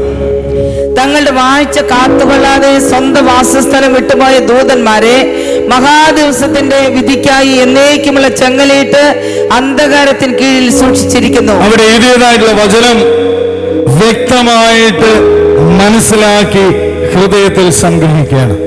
എന്താണ്? തങ്ങളുടെ വാഴ്ച കാത്തുകൊള്ളാതെ സ്വന്തം വാസസ്ഥലം വിട്ടുപോയ ദൂതന്മാരെ മഹാദിവസത്തിനായി. ദൂതനെ എവിടെയാണ് ആക്കി വെച്ചത്? ദൈവമാക്കി വെച്ചതായ വാസസ്ഥലം. ആ വാക്യം ഒരിക്കൽ കൂടി വായിക്കാം. എല്ലാവരും മനസ്സിൽ അത് ഓർമ്മയോടുകൂടി ഇരിക്കണം. തങ്ങളുടെ വാഴ്ച കാത്തുകൊള്ളാതെ. അതിനർത്ഥം ദൈവം പറഞ്ഞതിനൊത്തവണ്ണം പ്രവർത്തിക്കാതെ, തങ്ങളെ ഏൽപ്പിച്ചതായ കാര്യങ്ങളിൽ വിശ്വസ്തയോട് ആയിരിക്കാതെ, സ്വന്തം ഇഷ്ടങ്ങൾക്കൊത്തവണ്ണം പ്രവർത്തിച്ച് സ്വന്തം വാഴ്ച കാത്തുകൊള്ളാതെ സ്വന്തം വാസസ്ഥലം വിട്ടുപോയ ദൂതന്മാരെ മഹാദിവസത്തിന്റെ വിധിക്കായി എന്നേക്കുമുള്ള ചങ്ങലയിട്ട് അന്ധകാരത്തിൻ കീഴിൽ സൂക്ഷിച്ചിരിക്കുന്നു. അപ്പോൾ തങ്ങളുടെ വാഴ്ച കാത്തുകൊള്ളാതെ ദൈവം ഏൽപ്പിച്ചതായിട്ടുള്ള താലന്തുകൾ വിശ്വസ്തയോടുകൂടി വ്യാപാരം ചെയ്യാൻ ദൈവം ലൂസിഫറിനോട് പറഞ്ഞത് സകലത്തെയും നിന്റെ കയ്യിൽ നൽകിയിരിക്കുന്നു. എന്നാൽ ദൈവമാക്കി വെച്ചതായ സ്ഥാനത്ത് അവൻ നിൽക്കാതെ, ഞാൻ അത്യുന്നതിന്റെ മുകളിൽ ഞാൻ എന്റെ സിംഹാസനം വയ്ക്കും. ഞാൻ സ്വർഗത്തിൽ കയറും. സിംഹാസനം ദൈവത്തിന്റെ നക്ഷത്രം, ദൈവത്തിന്റെ സിംഹാസനത്തിന്റെ മുകളിൽ ഞാൻ എന്റെ സിംഹാസനം വയ്ക്കും. ഉത്തരദിക്കിന്റെ അതിർത്തിയിൽ സമാഗമ പർവ്വതത്തിന്മേൽ ഞാൻ ഇരുന്നരുളും. ഞാൻ മേഘോന്നതങ്ങൾക്ക് മീതെ കയറും. അത്യുന്നതനോട് സമനാകും. എന്നല്ലോ നീ ഹൃദയത്തിൽ. എന്നാൽ നീ പാതാളത്തിലേക്ക് നാശകൂപത്തിന്റെ അടിയിലേക്ക് തന്നെ വീഴും. തങ്ങളുടെ വാഴ്ച കാത്തുകൊള്ളാതെ സ്വന്തം വാസസ്ഥലം വിട്ടുപോയ ദൂതന്മാർ ദൈവമാക്കി വെച്ചതായ സ്ഥാനത്ത് നിൽക്കുന്നവനാണ് നിലനിൽക്കുവാനായിട്ട് കഴിയുക. ദൈവമാക്കി വെച്ച സ്ഥാനത്ത് നിലനിൽക്കുന്നവനാണ് നിൽക്കുവാനായിട്ട് കഴിയുക. ദൈവമാക്കി വെച്ചതാണ് ലൂസിഫറിനെ വാഴേണ്ടതിന്. പക്ഷേ അവൻ അവിടെ ഇരുന്നില്ല. കാരണം അവനെ തള്ളിയിട്ട് കളഞ്ഞു. കാരണം അവൻ ദൈവത്തെ അനുസരിക്കാതെ പല കാര്യങ്ങളും അവന്റെ ഉള്ളിലുണ്ടായിരുന്നു. ഇന്ന് ഈ വചനം എനിക്കും നിങ്ങൾക്കുമുള്ള ഒരു മുന്നറിയിപ്പാണ്. ദൈവമാക്കി വെച്ചവിടെയാണ് നാം വിശ്വസ്തയോടുകൂടി പ്രവർത്തിക്കേണ്ടത്. നാം ഭാവിക്കേണ്ടതിന് മീതെ ഭാവിച്ചുയരരുത്. അപ്പോസ്തലനായ പൗലോസ് പറയുന്നു, ഭാവിക്കേണ്ടതിന് മീതെ ഭാവിച്ചുയരരുത്. ഭാവിച്ചുയർന്നാൽ ദൈവവചനം നമ്മെ പഠിപ്പിക്കുന്ന സ്വന്തം വാസസ്ഥലം വിട്ടുകളഞ്ഞ ബാക്കി ഒരിക്കൽ കൂടി വായിച്ച് അവസാനിപ്പിക്കാം. തങ്ങളുടെ വാഴ്ച കാത്തുകൊള്ളാതെ സ്വന്തം വാസസ്ഥലം വിട്ടുപോയ ദൂതന്മാരെ മഹാദിവസത്തിന്റെ വിധിക്കായി എന്നേക്കുമുള്ള ചങ്ങലയിട്ട് അന്ധകാരത്തിൽ കീഴിൽ സൂക്ഷിച്ചിരിക്കുന്നു. അപ്പോൾ ദൈവമാക്കി വെച്ചതായിട്ടുള്ള ദൂതൻ അവിടെ ഇരിക്കാത്തതിന്റെ അനന്തരഫലം എന്നേക്കുമുള്ള തീപ്പൊയ്ക്ക് വേണ്ടി അവനെ കാത്തു സൂക്ഷിച്ചു വെച്ചിരിക്കുക. അപ്പോൾ ദൈവമാക്കി വെച്ചതായിട്ടുള്ള സ്ഥാനത്ത് നാം ഇന്നായിരിക്കുന്നുണ്ടോ? ആ വാഴ്ച കാത്തുകൊള്ളാതെ നാം മാറിയിട്ടുണ്ടോ? ദൈവം ഏൽപ്പിച്ചതായിട്ടുള്ള വേല നാം ചെയ്യാതെ നമ്മുടെ ഇഷ്ടങ്ങൾക്കൊത്തവണ്ണം പ്രവർത്തിച്ചിട്ടുണ്ടോ? ഈ ദൂതനെ കാത്തുവെച്ചതുപോലെ എന്നെയും കാത്തുവെക്കുമെന്ന് ദൈവത്തിന്റെ വചനം വളരെ വ്യക്തമായിട്ട് നമ്മെ പഠിപ്പിക്കുന്നു. ഇന്ന് നമ്മെ ആക്കി വെച്ചതിൽ നാം വിശ്വസ്തരായിരിക്കാൻ നമ്മെ എവിടെയാണ് ദൈവമാക്കിയത്? എവിടെയാണ് ദൈവം നിർത്തിയത്? എവിടെയാണ് ദൈവം തിരഞ്ഞെടുത്തത്? നീണ്ട 85 വർഷം കാലേബ് ആ സ്ഥാനത്ത് വിശ്വസ്തയോടുകൂടി ഇരുന്നു എന്നുള്ളതാണ്. ഹല്ലേലൂയ. 45 വർഷം ദേശമൊറ്റു നോക്കുവാൻ പോയപ്പോൾ അവന് 40 വയസ്സായിരുന്നു. എന്നാൽ നീണ്ട 45 വർഷം അവനാക്കി വെച്ചതായിട്ടുള്ള സ്ഥാനത്ത് വിശ്വസ്തയോടുകൂടി ആ സ്ഥാനം അവൻ കാത്തു സൂക്ഷിച്ചു എന്നുള്ളതാണ്. എന്റെ ദാസനായ കാലേബ് എന്ന് ദൈവം പറഞ്ഞു, അവസാനം വരെയും എന്റെ ദാസനാകുന്നു എന്ന് ദൈവം പറയത്തക്കവണ്ണം അവനാക്കിയ സ്ഥാനത്ത് വിശ്വസ്തയോടുകൂടെ നിന്നു. മത്സരമോ പിറുപിറുപ്പോ അവിശ്വാസമോ അനുസരണക്കേടോ ഒന്നും നമ്മുടെ ജീവിതത്തിലേക്ക് വരാതെ ദൈവസന്നിധിയിൽ വിശ്വസ്തയോടുകൂടെ മരണപര്യന്തം വിശ്വസ്തനായിരിക്കാം. എന്നാൽ ഞാൻ ജീവകിരീടം നിനക്ക് തരും. നമ്മെ ചുമക്കുന്നതായ ഒരു വേരുണ്ട് എന്നറിഞ്ഞ് എല്ലാ മഹത്വവും ദൈവത്തിന് കൊടുക്കുമെന്ന്. നാം പോയതല്ല, നാം നിന്നതല്ല, നാം പ്രവർത്തിച്ചതല്ല, എന്നെ എന്റെ ദൈവം ചുമന്നുകൊണ്ട് പോയതാണ്. ഹല്ലേലൂയ.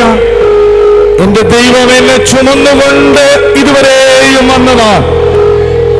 നാം ഓടിയതല്ല, നാം അധ്വാനിച്ചതല്ല, നാം നേടിയതല്ല, നാം നിലച്ചതല്ല.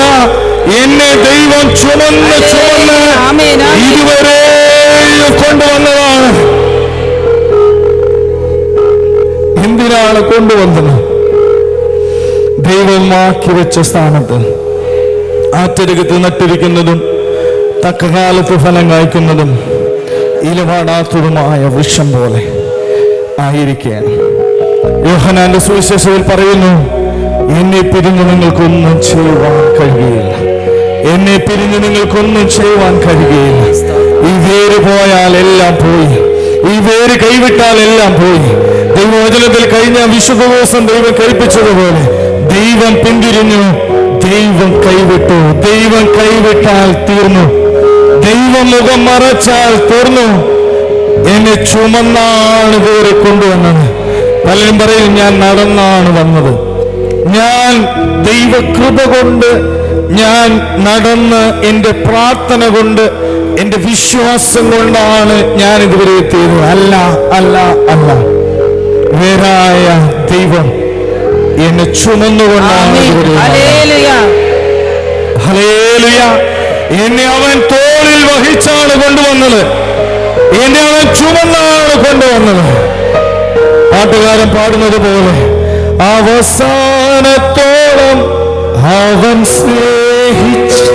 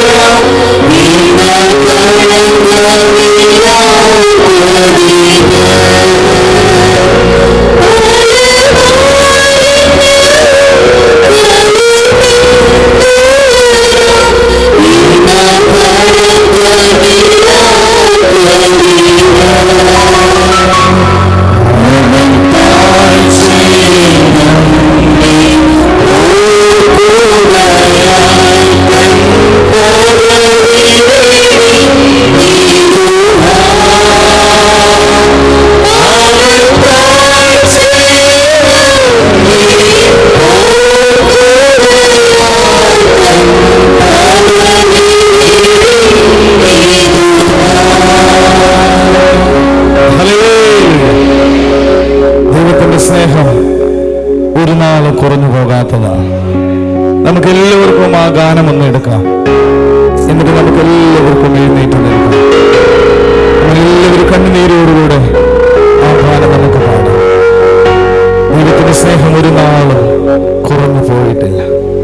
അവസാനത്തോളം അവർ സ്നേഹിച്ചിടും, ഒരു നാളും കുറഞ്ഞിടുമോ. എത്രാമത്തെ ഗാനമാണത്? പാട്ട് നമുക്ക് ആരംഭിക്കാം. എന്തൊരു സ്നേഹമേത് നീലം ചൊരിഞ്ഞു മാറി ശീലുവാ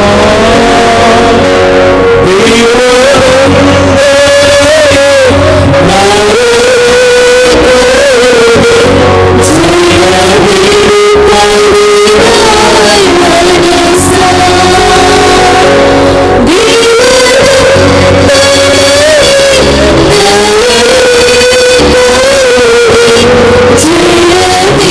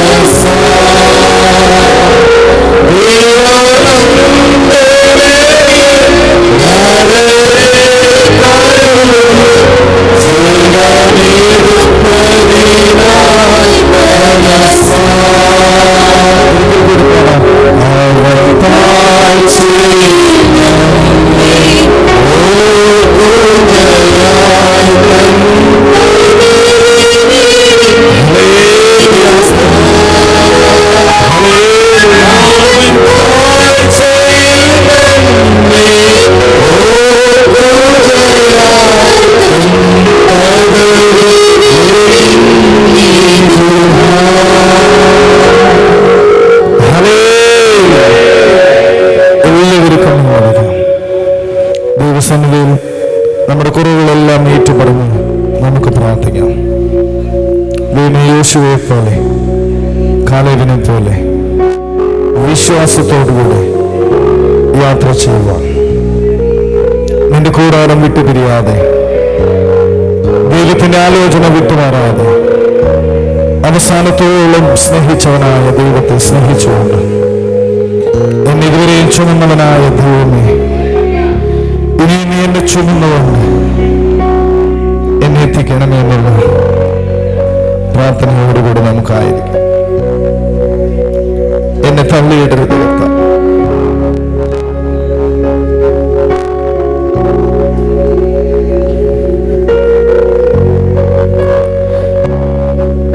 മരുഭൂമിയിൽ വീണു പോകുവാനുണ്ട് ഈ മരുഭൂമി യാത്ര എന്നെ ചുമന്നുകൊണ്ട് നീ വരണമേ. ആ നിത്യരാജ്യമെത്തുന്നവരെയും നീ എന്നെ ചുമക്കണമെന്ന് ദൈവസന്നിധിയിൽ നമുക്ക് പ്രാർത്ഥിക്കാം. എല്ലാവരും കണ്ണുകളടയ്ക്കാം. കുറവുകളെല്ലാം ദൈവത്തോട് ഏറ്റു പറഞ്ഞു, ഞാൻ വീണിരിക്കുന്നതിൽ നിന്ന് എഴുന്നേറ്റ് ആദ്യത്തെ പ്രവൃത്തികളെ ചെയ്യുവാൻ മുടിയനാകുത്തുന്ന പോലെ നിന്റെ സന്നിധിയിലേക്ക് കടന്നു. ഞാൻ സ്വർഗത്തോട് നിന്നോട് പാപം ചെയ്ത് ഇനി നിന്റെ മകനെന്ന് വിളിക്കപ്പെടുവാൻ ഞാൻ യോഗ്യനല്ല. നിന്റെ കൂലിക്കാരിലൊരുത്തിനെ പോലെ എന്നെ ആക്കണമെന്ന് ദൈവസന്നിധിയിൽ നമുക്ക് പ്രാർത്ഥിക്കാം. എല്ലാവരും പ്രാർത്ഥിക്കാം. ഇന്ന് ദൈവം വലിയ പ്രവർത്തിക്കുവാനാകട്ടെ. മരുഭൂമിയിൽ വീണ് പോകുവാനിട വരുന്നത് അവിശ്വാസ നിമിത്തം അവർക്ക് പ്രവേശിപ്പാൻ കഴിയുന്നില്ല. സ്വന്തം വാഴ്ച കാത്തുകൊള്ളാതിരുന്നതായിട്ടുള്ള ദൂതന്മാരെ നിത്യാഗ്നിയിലേക്ക് ദൈവം സൂക്ഷിച്ചിരിക്കുന്നെങ്കിൽ അതിന്റെ കൂട്ടത്തിൽ ഞങ്ങളുമായി തീരരുതേ. നിന്റെ തിരുസാന്നിധ്യം ഇപ്പോഴും കൂടെ ഇരിക്കണമേ. നിന്റെ സാന്നിധ്യമില്ല എങ്കിൽ എന്നെ